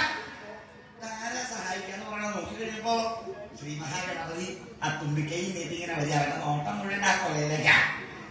വലിയ കാഴ്ചക്കൊലയായിട്ടാ അതേപോലെ ഈ കൊലയിലേക്ക് നോക്കിയിട്ടാണ് ചെല്ലുന്നത്. ഞാൻ സഹായിക്കാം സഹായിക്കാം. വേണ്ട, ഞാൻ കൊള്ളാം, ഒരു കണക്കിന് എടുത്ത് കൊണ്ടുപോവാ. അപ്പൊ പിന്നാലെ ഞാൻ സഹായിക്കാം. വേണ്ട, ഞാൻ കൊണ്ടുപോകാം. ഞാൻ ഭഗവാന്റെ മുമ്പില് ഒരു കണക്കിന് കൊണ്ടു നമുക്ക് വെച്ചു. പിന്നാലെ വരണുണ്ടോ ഗണപതി? ഞാൻ സഹായിക്കാം. എന്താ ഭഗവാനൊന്ന് കണ്ടു കണ്ടാ മതി, ഞാനാ കൊണ്ടുവന്നു അറിഞ്ഞാൽ മതിയായിരുന്നു. ഇങ്ങനെ നോക്കിയിട്ട് ഭഗവാൻ കണ്ണടച്ച് ധ്യാനത്തിലാ. ഭഗവാനെ കാണാനായിട്ട് വളരെ സന്തോഷപൂർവ്വം ഇങ്ങനെ കണ്ണടച്ച് ഇങ്ങനെ നിൽക്കാൻ കണ്ണു തുറന്ന് കാഴ്ചകളൊന്നും കണ്ടാൽ മതിയില്ലേ? ഇല്ലെങ്കിൽ ഭഗവാനെ കാണാനായിട്ട് തീർന്നിപ്പോ എങ്ങനെയാ? ശ്രീകോവിലൊക്കെ അടച്ച് കണ്ണ തുറന്ന് ഭഗവാനെ ദർശിക്കണേ കണ്ടു കഴിയുമ്പോൾ കണ്ണടക്കിലാവുന്നില്ലേ? അത്ര നേരം കണ്ണു തുറന്നിരുന്നാലും ഭഗവാനെ ഒന്ന് കാണുമ്പോ ആ ദീപാലങ്കാരത്തൊന്ന് കാണുമ്പോ അറിയാണ്ട് കണ്ണടച്ചു പോകും. ഇല്ലേ? എങ്ങനെയല്ലേ?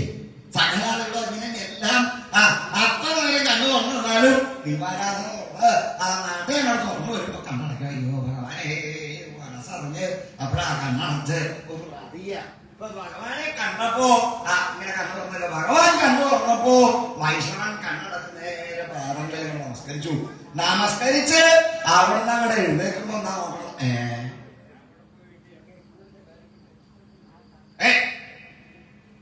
ആരാ എടുത്തോണ്ട് പോയത്?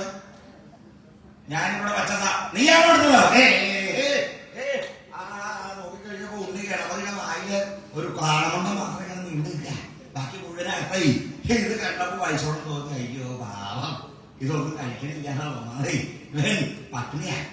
ഭഗവാൻ എന്ന് പറഞ്ഞിട്ട് കാര്യത്തിൽ ഒന്നും കൊടുക്കണ്ടാവില്ല. കണ്ടിട്ട് സാധാരണ ആളുകള് പഴം ഇങ്ങനെ ഓരോന്ന് ഉരിഞ്ഞിട്ടതില്ല, ഇത് കൊലയോട് കൂടിയിട്ടല്ലേ വിഴുങ്ങിയിട്ടുള്ളത്, അതുകൊണ്ട് ഇവരൊന്നും കഴിക്കണില്ല എന്നാ എനിക്ക് തോന്നുന്നത് എന്നിങ്ങനെ മനസ്സിൽ ധരിച്ചു. മനസ്സിൽ ധരിച്ചു കഴിഞ്ഞപ്പോ ഭഗവാൻ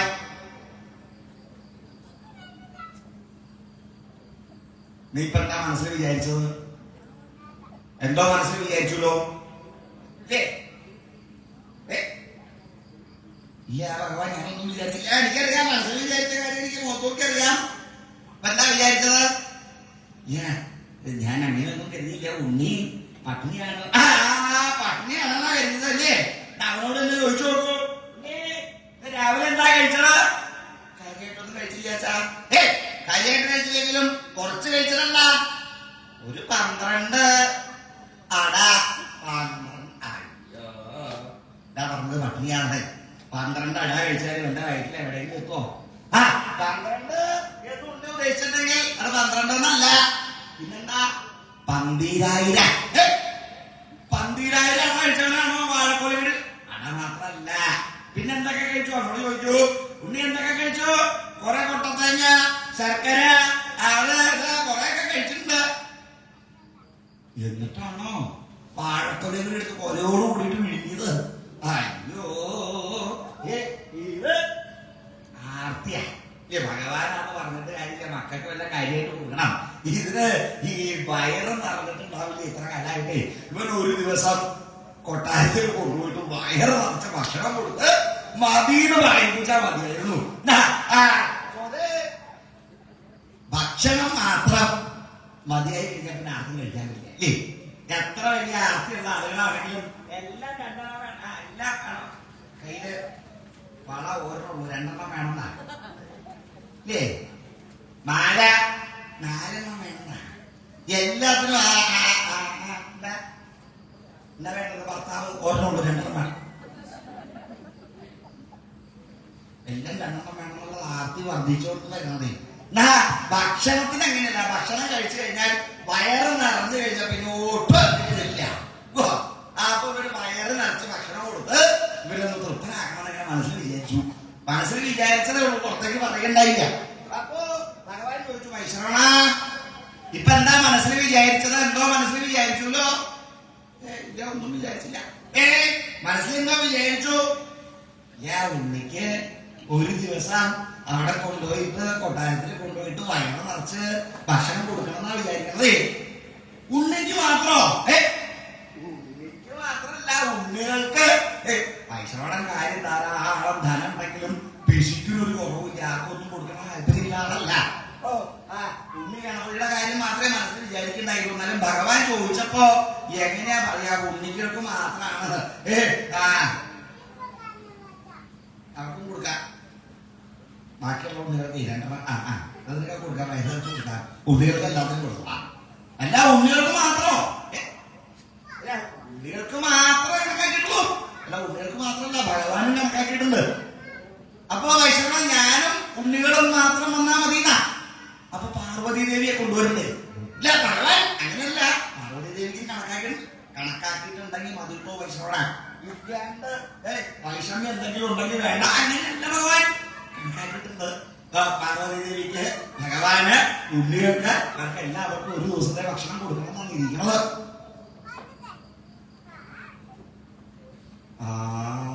കണ്ടോ, പാർവതി ദേവി പിണങ്ങി പോവാ.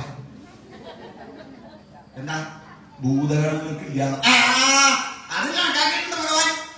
ഭൂതഗണങ്ങൾക്കോ ധാരാളം ഭൂതഗണങ്ങളുണ്ട്, അവർക്കും കൊടുക്കാൻ പറ്റും, ഒരു കുഴപ്പമില്ല. എത്ര പേരുണ്ടെങ്കിലും സാരില്ല, കൊടുത്തോളാം.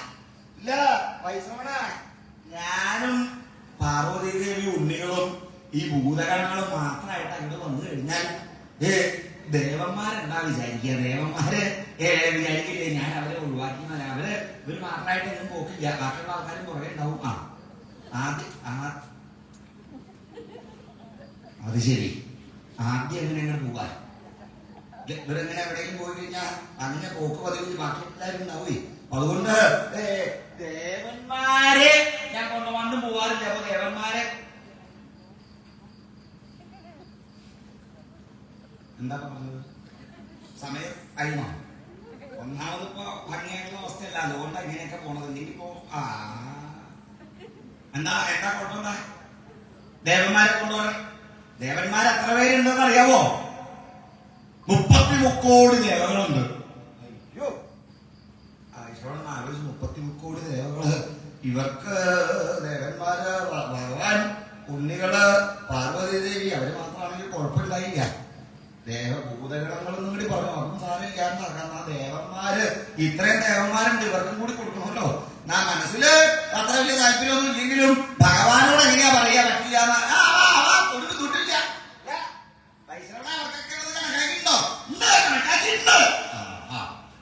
അല്ല വൈശ്രവണ, എന്നാലും മരുന്നില്ല. ഞങ്ങള് മാത്രമായിട്ടുള്ള അവിടെ ശരിയാവില്ല. പാർവതി ദേവി, ഉണ്ണികള്, ദേവന്മാര്, ഭൂതഗണങ്ങള്, ഇവരൊക്കെ മാത്രമായിട്ട് ഞാൻ ഒക്കെ ശരിയാവില്ല. എന്താ അസുരന്മാരുണ്ട്.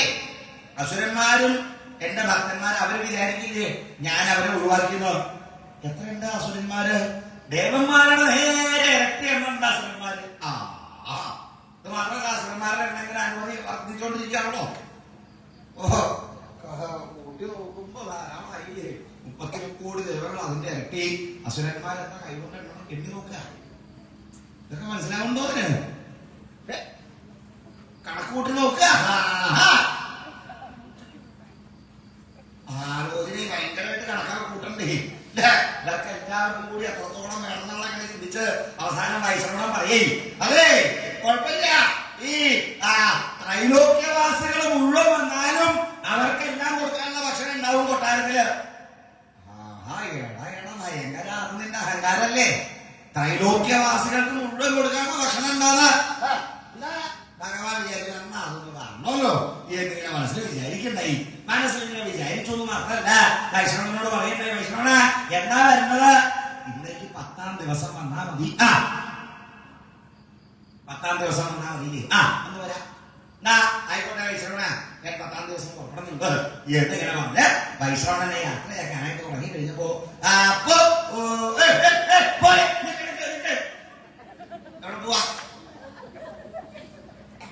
ഞാനും വരാം.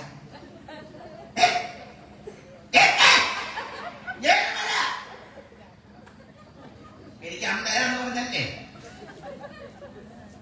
പോവാ. എനിക്ക് അമ്പരാന്ന് പറഞ്ഞല്ലേ ഞാനും വരാം. വൈശ്രവണ നിൽക്ക്. ഭഗവാന്റെ നേരെ നോക്കി വൈശ്രവണൻ, ഭഗവാൻ നിങ്ങൾ അവിടെ ഇരിക്കാൻ പറഞ്ഞ അവിടെ നോക്കാം. അതിന് പോലും അവിടെ ഇരിക്കാം. അച്ഛൻ പറഞ്ഞാൽ പിന്നെ അനുസരണ, നല്ല അനുസരണയാണോ? ഇത് ഭയങ്കര അനുസരണയാണ്. അച്ഛൻ പറഞ്ഞാൽ പിന്നെ അനുസരണ ഇല്ലാതെ കണ്ടിട്ട് അവിടെ ഇരിക്കാൻ പറഞ്ഞാൽ അവിടെ ഇരിക്കും. ഒരു കണക്കില് വൈശ്രവണൻ പുള്ളി ഗണപതിയുടെ അടുത്ത് രക്ഷപ്പെട്ടു. കൊട്ടാരത്തിലെത്തി വേണ്ട ഏർപ്പാടുകൾ തുടങ്ങി. ദേഹണ്ണം ഇല്ലേ, ത്രൈലോക്യവാസികൾക്ക് മുഴുവൻ ഭക്ഷണം കൊടുക്കാന്ന് പറഞ്ഞാൽ വന്നുള്ളത്. അപ്പൊ അതിനുള്ള ദേഹണ്ണം പോലെ വേണം, അങ്ങനെയുള്ള നെടുമ്പലകൾ വേണം, അതിന് വേണ്ടിയിട്ടുള്ള ദേഹണ്ണക്കാര് വേണം, അങ്ങനെ സകല ഏർപ്പാടുകൾ വേണം. അതൊക്കെ നോക്കി നടത്താനായിട്ട് വൈശ്രവണന് മാത്രമേ ഉള്ളൂ. വൈശ്രവണൻ എല്ലാ കാര്യങ്ങളും കൂടി നടന്നിങ്ങനെ ചെയ്യുന്നുണ്ട്. അടുത്ത ദിവസം രാവിലെ പുറപ്പെട്ട് കൈലാസത്തിൽ ചെന്നു. അവിടെ ഭഗവാനെ കണ്ടതുകൊണ്ട് തിരിച്ചു പോരാനായിട്ട് പോവാ. ഞാനും വരട്ടെ. എന്തിനാ ഇന്ന് പറഞ്ഞത്? ഇല്ല, ഇന്നേ വന്നങ്ങൾ ഉത്സാഹിക്കാം. ഇന്നല്ല, ഈ 9 ദിവസം കഴിഞ്ഞ ഞാൻ ഇന്നേ വന്ന് ഉത്സാഹിക്കാം. വേണ്ട, ഇത് വരണ്ട. ഭഗവാൻ വരണമെന്നാ പറയണത്. അവിടെ വിളിച്ചവിടെ ഇരുന്നു. വിനായകന്റെ കുഴപ്പമാണ്. വിനായകൻ ഇടയ്ക്കിടയ്ക്ക് ഇതുപോലെ ഓരോ വിടുവായുധരൊക്കെ പറയുന്ന മാത്രമല്ല, പുറകെ വെറുതെ കാണിച്ചു നടക്കും. നീ അവനെ ഒന്ന് പിടിച്ചിരുത്തണമെങ്കിൽ അച്ഛൻ വിചാരിച്ചാൽ മാത്രമേ സാധ്യമാവുള്ളൂ. അച്ഛൻ പറഞ്ഞാൽ അവിടെ ഇരുന്നുള്ളൂ. ഇങ്ങനെ 10-ാം ദിവസം വൈഷ്ണവൻ വിചാരിച്ചു പോണം. ആരെയാ വിളിക്കാവുന്നത്? പോണ ഇന്ന് പോവാണ്ടിരുന്ന മോശല്ലേ? ഭഗവാൻ വിചാരിക്കില്ലേ ഇത് ഞാൻ അങ്ങോട്ട് ചെല്ലതുകൊണ്ട് അവൻ ഇങ്ങോട്ട് വരാത്തെന്ന് വിചാരിക്കില്ലേ? അതുകൊണ്ട് പോവാണ്ടിരിക്കണ്ടാവുക. നേരെ പുറപ്പെട്ടു. കൈലാസത്തിൽ ചെന്നു. ഭഗവാനെ കണ്ടു തൊഴുത് പുറപ്പെടാനായിട്ട് നിശ്ചയിച്ചു കഴിഞ്ഞപ്പോ ഇന്നല്ലേ എനിക്ക് അന്ന് തരാൻ പറഞ്ഞത്. അതെ എന്നാണ് ഞാനിപ്പോ വരട്ടെ. ഇപ്പോഴെന്തിനാ സമയം? എപ്പോ വേണമെങ്കിലും വരാൻ തയ്യാറായിട്ട് നിൽക്കുക. എപ്പോ വരട്ടെന്ന് വെച്ചാൽ അപ്പൊ തന്നെ പുറപ്പെട്ടോളൂ. ഇപ്പോഴല്ല, സമയമായിട്ട് പുറപ്പെട്ടാ മതി. ഭഗവാൻ പരിവാര സമയത്തായിട്ട് പുറപ്പെടുന്ന സമയത്ത് പുറപ്പെട്ടാ മതി. ഇല്ല, ഞാൻ നേരത്തെ ഒന്നും സഹിക്കാം. ഭഗവാൻ നേരത്തെ വരാനാ പറയണത്. അവിടെ ഇരിക്കണം, സമയമാകുമ്പോ പോവാം. അവിടെ ഇരിക്കണം. ഇരുന്നോ?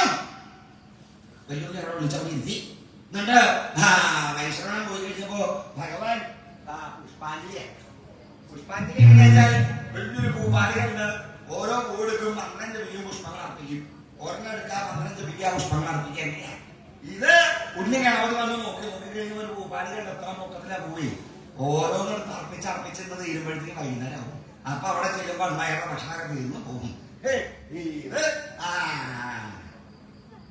ഭഗവാൻ അതിനെ സമയം കളയില്ല.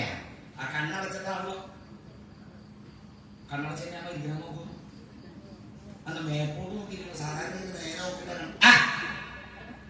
ഒന്നും കാണാനില്ലല്ലോ. കാണാനില്ല, നോക്കണില്ല, കണ്ണടച്ചിരിക്കുന്നത്. ഇനി സമാധിക്ക് താമസിച്ച് തുമ്പിക്കൈ കൊണ്ട് ആ പൂ മുഴുവൻ വായിട്ടോ ഞങ്ങളായിരുന്നു. ഇറങ്ങി കഴിഞ്ഞപ്പോ ഭഗവാൻ പതുക്കെ തപ്പി നോക്കി പൂവാണല്ല.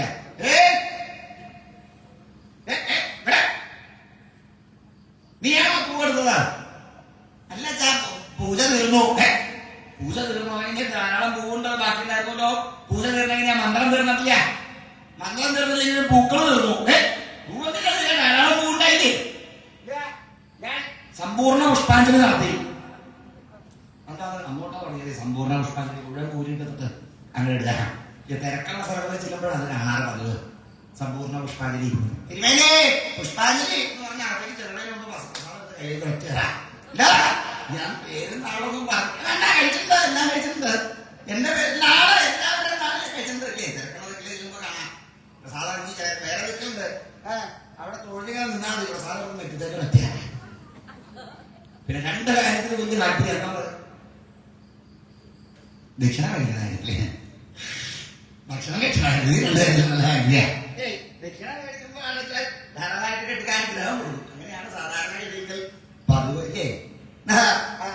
ഇവിടെ ദക്ഷിണ മേടിക്കലും അനുഗ്രഹത്തിനും ഒരു പ്രത്യേകതയൊക്കെ ഉണ്ട്. ബ്രാഹ്മണരുടെ ദക്ഷിണയ്ക്ക് അനുഗ്രഹത്തിനൊക്കെ പ്രത്യേകത എന്താ വെച്ചാൽ ദക്ഷിണ മേടിച്ചു കഴിഞ്ഞാൽ നോക്കും 2 പണം ഉള്ളൂ. ഇത്ര മതി അനുഗ്രഹം. 10 പണം ഉണ്ടെങ്കിലോ ഇത്ര അനുഗ്രഹം. 15 ഉണ്ടെങ്കിലോ ഒരു അനുഗ്രഹം കൂടി കൊടുക്കലാണ് പതിവ്. ഇങ്ങനെയാണ് ദക്ഷിണാഭക്ഷണത്യാദി കാര്യങ്ങൾക്ക് നല്ല താല്പര്യം ഉണ്ടാവാറുണ്ട്. അപ്പോ സാക്ഷാൽ ഈ വൈശ്രവണൻ ഇവിടെ വന്ന് എല്ലാ ആളുകളും വരാനായിട്ടുള്ള ഏർപ്പാടുകളൊക്കെ ഇവിടെ ഇങ്ങനെ ചേർത്തിട്ടുണ്ട്. കാര്യങ്ങളൊക്കെ ചേർത്ത് ഭഗവാനെ ക്ഷണിച്ച് എല്ലാ കാര്യങ്ങളും തയ്യാറാക്കി കൊണ്ടിരിക്കുകയാണല്ലോ. അപ്പോ ഉണ്ണി ഗണപതി ഈ ധൃതി പിടിച്ച് അവിടെ പുറപ്പെടാൻ വേണ്ടിയിട്ടാണല്ലോ ഇങ്ങനെയൊക്കെ ചെയ്തത്. ഇതെല്ലാം ഭഗവാൻ ആലോചിച്ചിട്ട് ഇങ്ങനെ ചിന്തിച്ചു. അല്ല, ഇനി സമയം കളയണ്ട, അതിക്രമിക്കണ്ട, പുറപ്പെട്ടൊക്കെ ഉണ്ണിക്ക് അത്രയും വിഷമം ഉണ്ടാക്കണ്ടാവണം. അതുകൊണ്ടാണല്ലോ ഈ പുഷ്പാഞ്ജലിയൊക്കെ നടത്തിയത്. ഇനി അവനെ അതിനെ വിഷമിപ്പിക്കണ്ട, പുറപ്പെട്ട് കളയാം. വൈശ്രവണനാണെങ്കിൽ എല്ലാം തയ്യാറാക്കിയിരുന്നാ പറഞ്ഞത്. എന്നാ ത്രൈലോക്യവാസികളെ മുഴുവൻ വിളിച്ചോളൂ, എല്ലാരും വിളിച്ചു. എന്നിട്ട് ഭഗവാൻ അങ്ങനെ പുറപ്പെടായി. ഉണ്ണികള് പാർവതീദേവി സകലരുമായിട്ട് അങ്ങനെ പുറപ്പെട്ട് അവിടെ ഭാഗാപുരിയിലേക്ക് എത്തിയ സമയത്തേക്ക് വേണ്ടവണ്ണം സ്വീകരിച്ച് അനയിച്ചവിടെ കൊണ്ടുവന്ന് അക്ഷരത്തെ സ്വീകരിക്കല്. അക്ഷരത്തെ സ്വീകരിക്കാനായിട്ട് ഭഗവാൻ ഇങ്ങനെ തല വിളിച്ചു കൊടുത്തു. വൈശ്രവണൻ ആദ്യം വന്ന് ഒരല്പ അക്ഷരം ഇട്ടു. ഭഗവാൻ ഇങ്ങനെ വീണ്ടും തല വിളിച്ചില്ല. 2ാമത് ഇട്ടു, 3ാമത് ഇട്ടു. ഇപ്പോഴൊക്കെ തല വിളിച്ചില്ല. എന്താ മതിയായിട്ടുണ്ടാവില്ലേ? ഞാൻ ഒരു വിടുത്തമായിട്ട് എന്താ ഭഗവാനെ സന്തോഷമായിക്കോട്ടെ എന്ന് വിചാരിച്ച അതിനാണ് ഉത്തരമാര് തലയിലേക്ക് ഇടുന്നത്. അതൊക്കെ ഒരു പേരിന് മതിയല്ലോ. അരി നെല്ലൊക്കെയാണല്ലോ ഇത് വാരി ഇങ്ങനെ കിടന്ന് ചെടിയത് വാരി കിടന്ന് അകത്തേക്ക് പുറപ്പെടാൻ കുഴപ്പമില്ല. പുറപ്പെടാനായിട്ട് നോക്കിക്കഴിഞ്ഞപ്പോ വലിയൊരു പരവതാനി ഇങ്ങനെ വിരിച്ചിട്ടില്ല. ഈ പരവതാനി കണ്ടപ്പോ ഭഗവാൻ അല്ല വൈശ്രവണ, ഇത്രയും വലിയ പരവതാനികളൊക്കെ ആവശ്യമുണ്ടോ? ഇത് ചീത്തയായി പോലെ ഞങ്ങൾ കയറി നടന്നു കഴിഞ്ഞാൽ ചീത്തയായി പോലെ. സന്തോഷമാവാൻ വേണ്ടിട്ടാ, ചീത്തയാവലൊന്നും ഇല്ല. ഞങ്ങൾക്ക് സന്തോഷമാവാൻ വേണ്ടിട്ടാ. ഇത് നടന്ന് വൃത്തികേടാവും. സാരമില്ല ഭഗവാൻ, അവിടുത്തെ കാല് ഒന്ന് പതിപ്പിച്ചാ മതി, അടിയുടെ സന്തോഷാവും.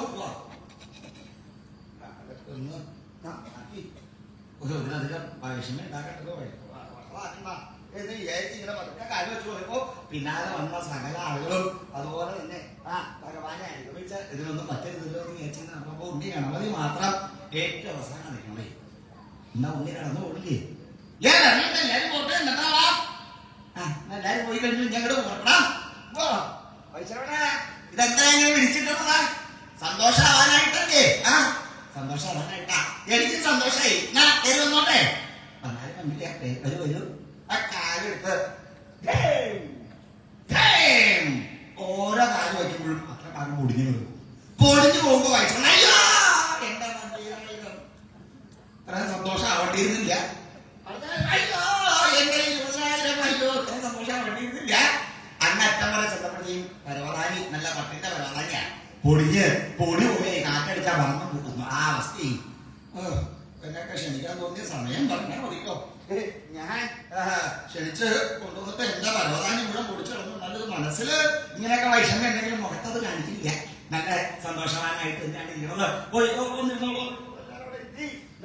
വേണ്ട രീതിയിൽ ആ കാര്യങ്ങളൊക്കെ ചെയ്യുന്ന ആദ്യം കുളി കഴിഞ്ഞിട്ടാണല്ലോ ഭക്ഷണം പതിവ്. അവരെല്ലാരും പോയി കുളിച്ചോട്ടെ. കുളിച്ച് തേച്ചൊരച്ച് കുളി കഴിഞ്ഞ് വന്നോട്ടെ വലിയ 3 പാത്രങ്ങളില് കുറച്ച് എണ്ണ, ഭാഗപ്പൊടി, പിന്നെ താളിപ്പൊടി ഇതൊക്കെ കൊണ്ടുവന്ന് നേരത്തെ ഇവിടെ വെച്ചുകൊണ്ട് ഇത്ര ആളുകളുണ്ടല്ലോ എല്ലാവർക്കും വേണ്ടിയിട്ട് എടുക്കാൻ വേണ്ടിട്ട് വലിയ പാത്രത്തിലാണ് കൊണ്ടുവച്ചത്. ഉണ്ണി ഗണപതി പതുക്കെ ആദ്യം തുണ്ടികൈ വെച്ച് ഇങ്ങനെ നീട്ടി ഇങ്ങനെ നോക്കി 3 ഒന്ന് തൊട്ട് നോക്കിയേ. 3 ഇവിടെ തന്നെ ഉണ്ട്. തന്നെ നിങ്ങൾ തുറന്നു നോക്കി കഴിഞ്ഞപ്പോ എന്താണെന്ന് മനസ്സിലായില്ല. 3 കൂട്ടി പിടിച്ച് ഉണ്ണി എന്താ കാണിച്ചത്? കഴിക്കാൻ വെച്ചതല്ലേ? ഇത് കഴിക്കാൻ വെച്ചതല്ല, കുളിക്കാൻ വെച്ചതാ. തേച്ചൊരച്ച് കുളിക്കാൻ. അയ്യോ സാരമില്ല, അകത്ത് ഒന്ന് വൃത്തിയായിക്കോട്ടെ. എന്നാലും കഴിച്ചത് അകത്ത് നിന്നപ്പോ അകത്ത് വൃത്തിയായിക്കോളൂ. അകത്തേക്ക് ചെന്ന് കഴിഞ്ഞപ്പോ വൈശ്രവണൻ വന്ന് നോക്കിട്ട്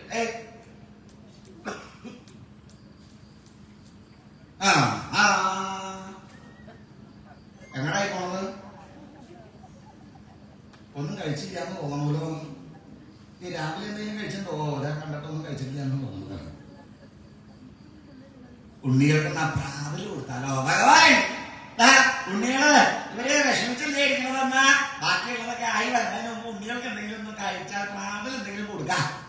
വേണോ വൈശ്രവണം? എല്ലാവരും കൂടി ഒരുമിച്ചായാൽ പോലെ ഉണ്ണികളല്ലേ അവർക്ക് കൊടുത്തേക്കാം. അവരിങ്ങനെ വിഷമിക്കണ്ടല്ലോ. ആയിക്കോട്ടെ, വൈശ്രവണന്റെ ഇഷ്ടം. ഉണ്ണികളെ കൊണ്ടുവന്ന് അവിടെ നിരത്തിയിരുത്തിയിട്ട് സ്വർണ്ണപ്പഴത്തെ തലകയില് ഭക്ഷണം ഇങ്ങനെ പഴയരിച്ചോറ് ഇങ്ങനെയാ കിഴങ്ങേരി അരികൊണ്ട് ഉണ്ടാക്കിയിട്ട് 3 കൊടുക്കാന്ന് വിചാരിച്ചിട്ട് അവിടെ കൊണ്ടിരുത്തിയത്. എന്നിട്ട് പഴയരിച്ചോറ് ഇങ്ങനെ കൊടുത്തു കഴിഞ്ഞിട്ട് കിണ്ടിയിൽ ജലമായിട്ട് വന്നു. പ്രാണാവധി ചെയ്യാനായിട്ട് വെള്ളം ജലമായിട്ട് വന്നു കഴിഞ്ഞപ്പോ ആദ്യം നീട്ടിയത് തുമ്പിക്കൈയാ. തുമ്പിക്കൈ നീട്ടിയപ്പോ അതിനൊക്കെ വെള്ളം ഒഴിച്ചു കൊടുക്കാണ്ടിരിക്കാൻ വേണ്ടി ഒഴിച്ചു കൊടുത്തു. ആ പാത്രത്തിനെ മുഴുവൻ ചുറ്റിച്ചു. എന്നിട്ട് എല്ലാവരും എടുത്തു.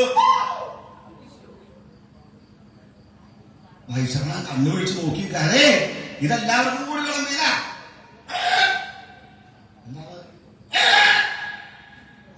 ഇനിയും കൊടുക്കാനാ പറയണത്. 5 പ്രാവശ്യം ഇങ്ങനെ കഴിക്കണതാ. രണ്ടാമത് കൊടുത്തു, 3ാമത് കൊടുത്തു, 4, 5, 5ാമത് കഴിച്ചപ്പോഴത്തേക്ക് ഉണ്ടാക്കി തീർന്നു. ഇനി ത്രൈലോക്യവാസികൾക്ക് ഉണ്ടാക്കിക്കൊണ്ടിരിക്കുന്നതേ ബാക്കിയുള്ളൂ. ഇത് കഴിച്ചു കഴിഞ്ഞപ്പോ ജലരാജ്ഞി ഞങ്ങൾ തുടങ്ങിയിട്ടുണ്ടാകുന്ന ഭഗവാൻ അവിടുന്ന് പുറപ്പെടുന്നതിന് മുമ്പ് ഉണ്ണി ഗണപതിയെ വിളിച്ചിട്ട് ഉണ്ണി വിശപ്പായോ? വിശപ്പായില്ലേ? നോക്കട്ടെ. ആ വയറിൽ നോക്കിയിട്ടൊന്ന് തട്ടിട്ടാ വിട്ടതേ. ആ കൊട്ടയിൽ കൊണ്ടപ്പോ തൊട്ട് ജലരാജ്ഞി ഞങ്ങൾ വർദ്ധിച്ച് വിശപ്പിങ്ങനെ കൂടി വന്നോണ്ടിരിക്കുക. അപ്പോഴാണ് നാളാവൂതിക്ക് 5 പ്രാവശ്യം കഴിഞ്ഞപ്പോ പിന്നെ കൊടുക്കണില്ല. കൊടുക്കാൻ നേരണ്ടായി കഴിഞ്ഞപ്പോ വൈശ്രവണന്റെ നേരെ നോക്കി ഭക്ഷണം വന്നില്ല. വൈശ്രവണ ഭക്ഷണം വന്നില്ലാലോ. കുറച്ചു നേരമായിട്ട് നോക്കിക്കണു. വൈശ്രവണ കള്ള. അയ്യോ എന്നെ കള്ളാന്നാ വിളിക്കുന്നത്. വൈശ്രവണ കള്ള. ക്ഷണിച്ചുകൊണ്ടിക്കൊണ്ടത് പട്ടിണിക്കിടാതെ ചോറ് ചോറ്. ഇതെന്നാ ഭഗവാൻ കേട്ടാ വിചാരിക്കും ഞാനിതിന് ഭക്ഷണം കൊടുത്തിട്ടില്ലാന്ന്. ഇവിടെ നിറച്ച് കഴിച്ചിട്ടാ ഇരിക്കണത്. കൊടുത്തത് മുഴുവൻ ഉണ്ണി വീട്ടുകാർക്ക് കൊടുത്തത് എല്ലാം കൂടി ഒന്നിച്ചകത്താക്കിയിട്ടാണ് വൈശ്രമണ കള്ളാന്ന് വിളിക്കുന്നത്. എന്താ ചെയ്യാ, ഇവൻ മിണ്ടാണ്ടിരിക്കുന്നില്ല, ഉറക്കം വിളിച്ചു തുടങ്ങി. വൈശ്രമണ ക്ഷണിച്ചു കൂട്ടിക്കൊണ്ടത് പട്ടിണിക്കിടാതെ ചോറേ ചോറ്, വൈശ്രമണ ക്ഷണിച്ചു കൂട്ടിക്കൊണ്ടത് പട്ടിണിക്കിടാതെ ചോറേ ചോറ്. ഈ ഒച്ച എന്നാ ഭഗവാൻ കേട്ടാൽ അവകടാവൂത് കേൾപ്പിക്കാനായിട്ട് നിൽക്കണ്ട. എന്താ അതിന് മാർഗമുള്ളത്? വായറ് നടന്ന് വായിലെപ്പോഴും ഭക്ഷണം ഉണ്ടായിക്കൊണ്ടിരുന്നു കഴിഞ്ഞാൽ പിന്നെ മിണ്ടാണ്ടിരുന്നു വേഗം കൊണ്ടുവരാ വായ അപ്പിച്ച് എന്താ വേണ്ടത്? എന്തായാലും ഇങ്ങനെ നിരനിരയായിട്ട് നിൽക്കാം. അങ്ങറ്റം തൊട്ട് ആ ദേഹം തൊട്ട് ഉണ്ണി ഇരിക്കണത് വരെ ഇങ്ങനെ നിരനിരയായിട്ട് ദേഹത്തെ കാര്യം നിൽക്കുക. എന്നിട്ട് ഓരോരുത്തരും അങ്ങനെ തൊട്ടിയെടുത്ത് എറിയ, അടുത്താൾക്ക് കൊടുക്കുക, അടുത്താൾക്ക് കൊടുക്കുക, അങ്ങനെ പകർന്ന് ആ ഏരിയയിൽ കൊണ്ടുവന്ന് ചൊരിയാം. നിർത്താണ്ട് ചൊരിയണം. അങ്ങനെ നിർത്താണ്ട് ചൊരിഞ്ഞാൽ ഇവന്റെ വായ അടഞ്ഞിരുന്നോളൂ. ഞാൻ ചൊരിച്ചിൽ തുടങ്ങല്ലേ, വേഗം ആയിക്കോട്ടെ. ആ തുടർന്ന് തുടങ്ങി ഒരാൾ പോരും, അടുത്താൾക്ക് കൊടുക്കും. നിരനിരയായിട്ടൊന്ന് ഓരിയെടുത്തെറിയാൻ പറ്റിയ ആളുകളുണ്ട്. ഇവര് സ്ഥിരമായിട്ടുള്ള ഏർപ്പാട് അങ്ങനെ ഓരിട്ടങ്ങോട്ട് കൊടുക്കുക, അടുത്താൾ എടുത്തെറിയ. ഇടയ്ക്കെന്നെ എങ്ങനെ ഒരാൾ നാട് പോയി പറയുന്നു എന്നാ വേഗം ഓടി. ഈ ഭക്ഷണം ഇങ്ങനെ വന്ന് വീഴുമ്പോ മഹാഗണപതി വിളിച്ചോണ്ടിരിക്കാമ്പോ വൈശ്രവണ ക്ഷണിച്ചുകൂട്ടി കൊണ്ടൊന്ന് പട്ടിണിക്കിടാതെ ചോറേ ചോറ് ഇങ്ങനെ വിളിച്ചോണ്ടിരിക്കുമ്പോ ഇവിടെ കൊണ്ടൊന്ന് ചൊരിയുമ്പോ എടുത്തിങ്ങനെ കഴിക്കുമ്പോ വിളിക്കണതിനകത്ത് ചെറിയൊരു മാറ്റം വരും. എന്താ വൈശ്രവണ ക്ഷണിച്ചുകൂട്ടിക്കൊണ്ടത് പട്ടിണിക്കിടാതെ ചോറേ. എന്താ മാറ്റം വന്നത്? ഒരു ഇറു കുറഞ്ഞു. ചോറേ ചോറ് നേരം പറഞ്ഞുകൊണ്ടിരുന്നതേ ഇതിരിങ്ങനെ വേഗത കൂട്ടിക്കഴിഞ്ഞാൽ ഓരോരോ അക്ഷരമായിട്ട് കുറയ്ക്കാം. അങ്ങനെ അങ്ങനത്തെ തൊട്ട് ഇങ്ങോട്ട് വേഗം വിളമ്പിക്കോ. ആ വിളമ്പിന്റെ വേഗത കൂടിയപ്പോ ഓരോ അക്ഷരങ്ങളും കുറഞ്ഞു. ക്ഷണിച്ചോട്ടിക്കൊണ്ടുന്ന പട്ടിണിക്കിടാതെ ചോ, വൈശ്രവണ ക്ഷണിച്ചോട്ടിക്കൊണ്ട് പട്ടിണിക്കിടാതെ ചോ, വൈശ്രവണ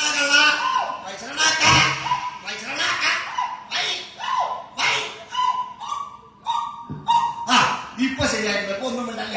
ഈ വേഗതയിൽ ഇങ്ങനെ പോയിക്കോട്ടെ അങ്ങനെ ഇട്ട് കൊടുത്തോണ്ടിരുന്നപ്പോ വിളമ്പി ത്രൈലോക്യവാസികൾക്ക് ഉണ്ടാക്കി വെച്ച ഭക്ഷണം മുഴുവൻ തീരാറായി എന്നല്ല, ഏകദേശം തീർന്നു. ഇനി അവിടെ നിങ്ങടെ വരാൻ ഇടയ്ക്ക് വിളമ്പാൻ നിൽക്കുന്ന ആളുകള് മടുത്തു. വിളമ്പി മടുത്ത് ആ തൊട്ടിയും മറ്റൊക്കെ അവിടെ എറിഞ്ഞ് ഇനി എനിക്ക് ഇവിടെ വിളമ്പാൻ വയ്യാന്ന് പറഞ്ഞിട്ട് പോയി കഴിഞ്ഞപ്പോ ഉണ്ണിയുടെ അടുത്തേക്ക് വന്ന ചോറിന്റെ വേഗത കുറയണ അനുസരിച്ച് ഇവിടെയുള്ള വിലയും കൂടി.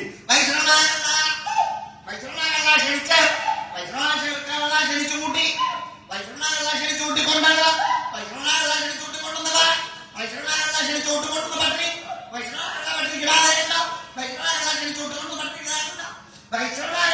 കൂട്ടി കൊണ്ടുവന്നത് ചോറ്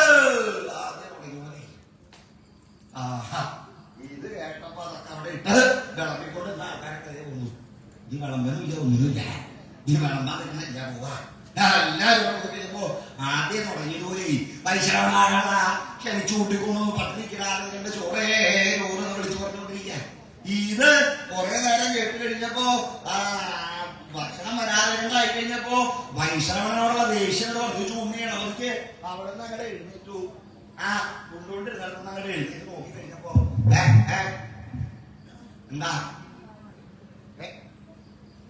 തൊട്ടി നോക്കി അടുത്ത പാത്രം അതും വിഴുങ്ങി. ഇങ്ങനെ ഓരോന്ന് വിഴുങ്ങി ചെന്ന് കഴിഞ്ഞപ്പോ വലിയ നെടുമ്പുരലെത്തി. അവിടെ നോക്കി കഴിഞ്ഞപ്പോ പറയാ ഭക്ഷണ പദാർത്ഥങ്ങളോ ഒന്നുമില്ല, ഭക്ഷണമൊക്കെ തീർന്നു. ഇനി കുറെ പാത്രങ്ങൾ ബാക്കിയുണ്ട്.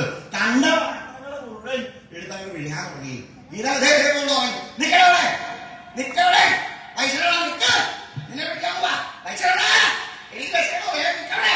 വൈശ്രവന്റെ പുറകെ തുമ്പി കൈകൊണ്ട് ഓടി. വൈശ്രവൻ ഓടി അടുത്ത ദിക്കിന് പോയി അവിടെ ഒളിച്ചപ്പോ അവിടെ ചെന്നുള്ളത് മുഴുവൻ വാങ്ങിയിട്ട് കഴിച്ചോണ്ടിരുന്നപ്പോ വൈശ്രവൻ പിന്നെ ഇറങ്ങി ഓടി.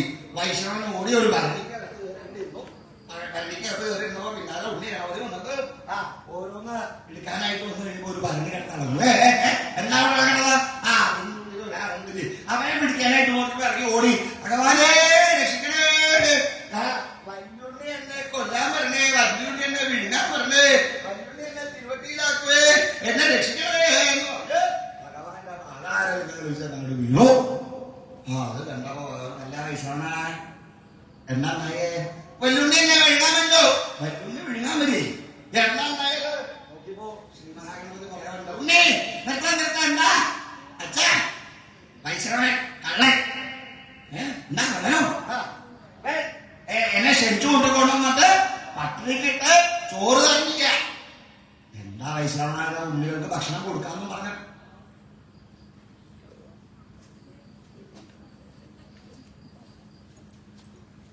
ഉണ്ണികളെ കൊണ്ട് ഞാൻ വരാൻ കാര്യമുണ്ടാകും.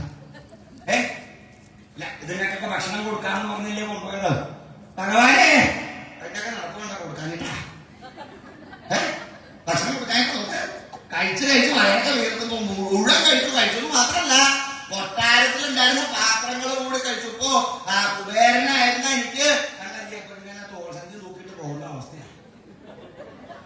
കൈ വന്നപ്പോ എന്തൊക്കെ ഉണ്ടായിരുന്നെന്ന് അറിയാമോ? ഇപ്പൊ കാണാൻ പാടില്ല, കയ്യിലൊന്നുമില്ല. ആകെ ഒരു വള്ളി മാത്രമുണ്ട്, ബാക്കിയൊക്കെ തീർന്നു.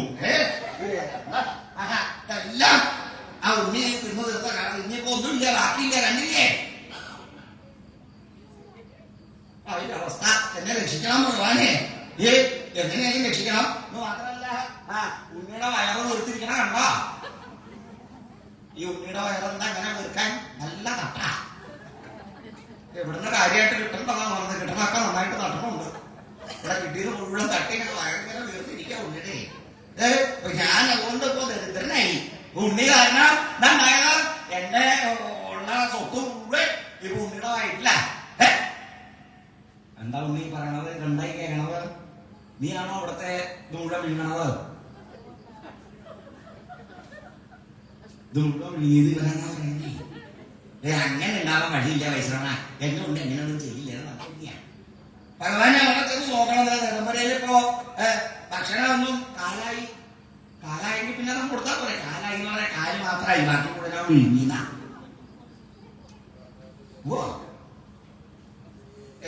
അവന്റെ വയറ് കണ്ടിട്ട് എനിക്ക് അങ്ങനെ തോന്നാതെ മുഴുവൻ വീഴാൻ വഴി. ഭഗവാൻ നോക്കണം, ഞാൻ നോക്കണം. ഞാനിപ്പോ ദരിദ്രനായി. ശരിയാണോ? ഞാൻ നോക്കട്ടെ. ഉണ്ണി ഇവിടെ വരൂ. അവന്റെ വിളിച്ചിട്ടാ തിരുവട്ടിയിൽ തന്റെ കൈകൊണ്ട് തട്ടി കഴിഞ്ഞപ്പോ എന്താ ഉണ്ടായത്?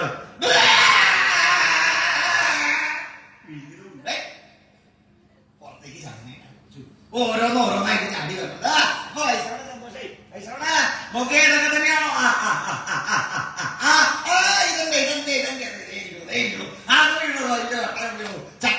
ചട്ടകം വീണു, ആ മൊണ്ട വീണു, വീണു എല്ലായോ?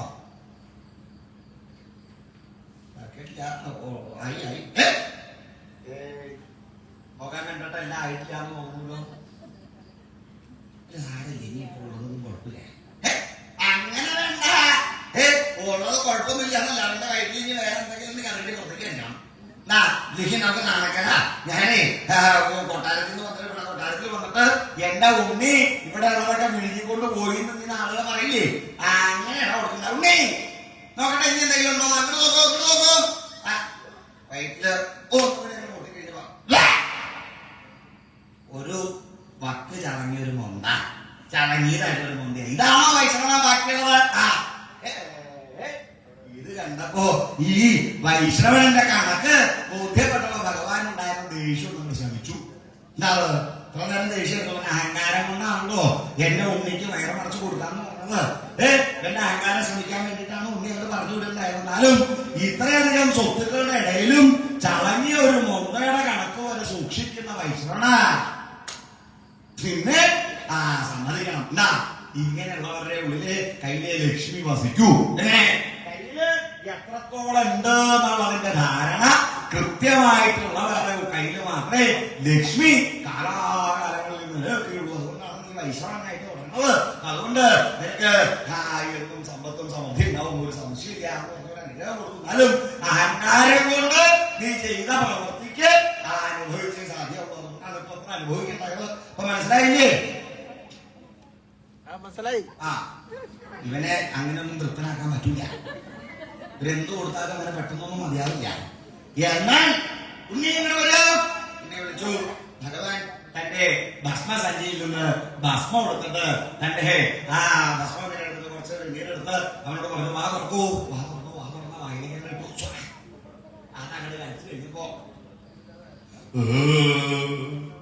ഉണ്ണി പറയുന്നുണ്ട്, അച്ഛാ വയറ് വൈശാണം കണ്ടു. ഭഗവാനെ, ഇത് നേരത്തെ പറഞ്ഞായിരുന്നെങ്കിൽ എനിക്ക് ഇത്ര വിഷമിക്കേണ്ട കാര്യം ഉണ്ടായിരുന്നു. വെണ്ണീർ തിന്ന അവന്റെ വയറ് പറയുന്ന കാര്യം എനിക്ക് അറിയാമെങ്കിൽ കാണിക്ക് ഇഷ്ടം പോലെ വെണ്ണീർ ഉണ്ടായിരുന്നത് കാര്യങ്ങൾ കൊടുത്തല്ലേ. വൈശാണ, ഇവന് ഞാൻ കൊടുത്തപ്പോഴാ തൃപ്തിയായത്. നീ പൂർണ്ണമായിട്ടുള്ള മനസ്സോട് കൂടിയിട്ട് ഭക്തിയോട് കൂടിയിട്ട് നൽകിയിരുന്നെങ്കിൽ തൃപ്തിയായനെ. നീ അഹങ്കാരം കൊണ്ടാണ് അവന്റെ വയറ് മറച്ചു കളയാം എന്ന് വിചാരിച്ചല്ലേ കൊടുത്തത്. അത് സാധ്യമില്ല. യാതൊരാളെ കൊണ്ടും പൂർണ്ണമായിട്ടും ഈ ശ്രീമഹാഗണപതിയുടെ വൈഭവങ്ങൾ അത്രത്തോളം ഉണ്ടെന്ന് വർണ്ണിക്കാനായിട്ട് സാധ്യമില്ല എന്നതിന്റെ ഉത്തമ ഉദാഹരണമാണ്, ദൃഷ്ടാന്തമാണത്.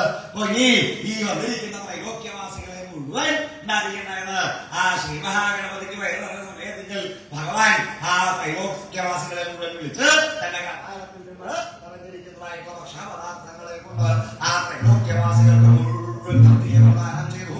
അങ്ങനെ യാതൊരു പ്രകാരത്തിക്കലാണോ സാക്ഷാൽ സ്വാമി ശ്രീ പരമേശ്വരൻ തന്റെ ഭക്തന്മാരെ സത്യകൊണ്ട് തൃപ്തരാക്കിയ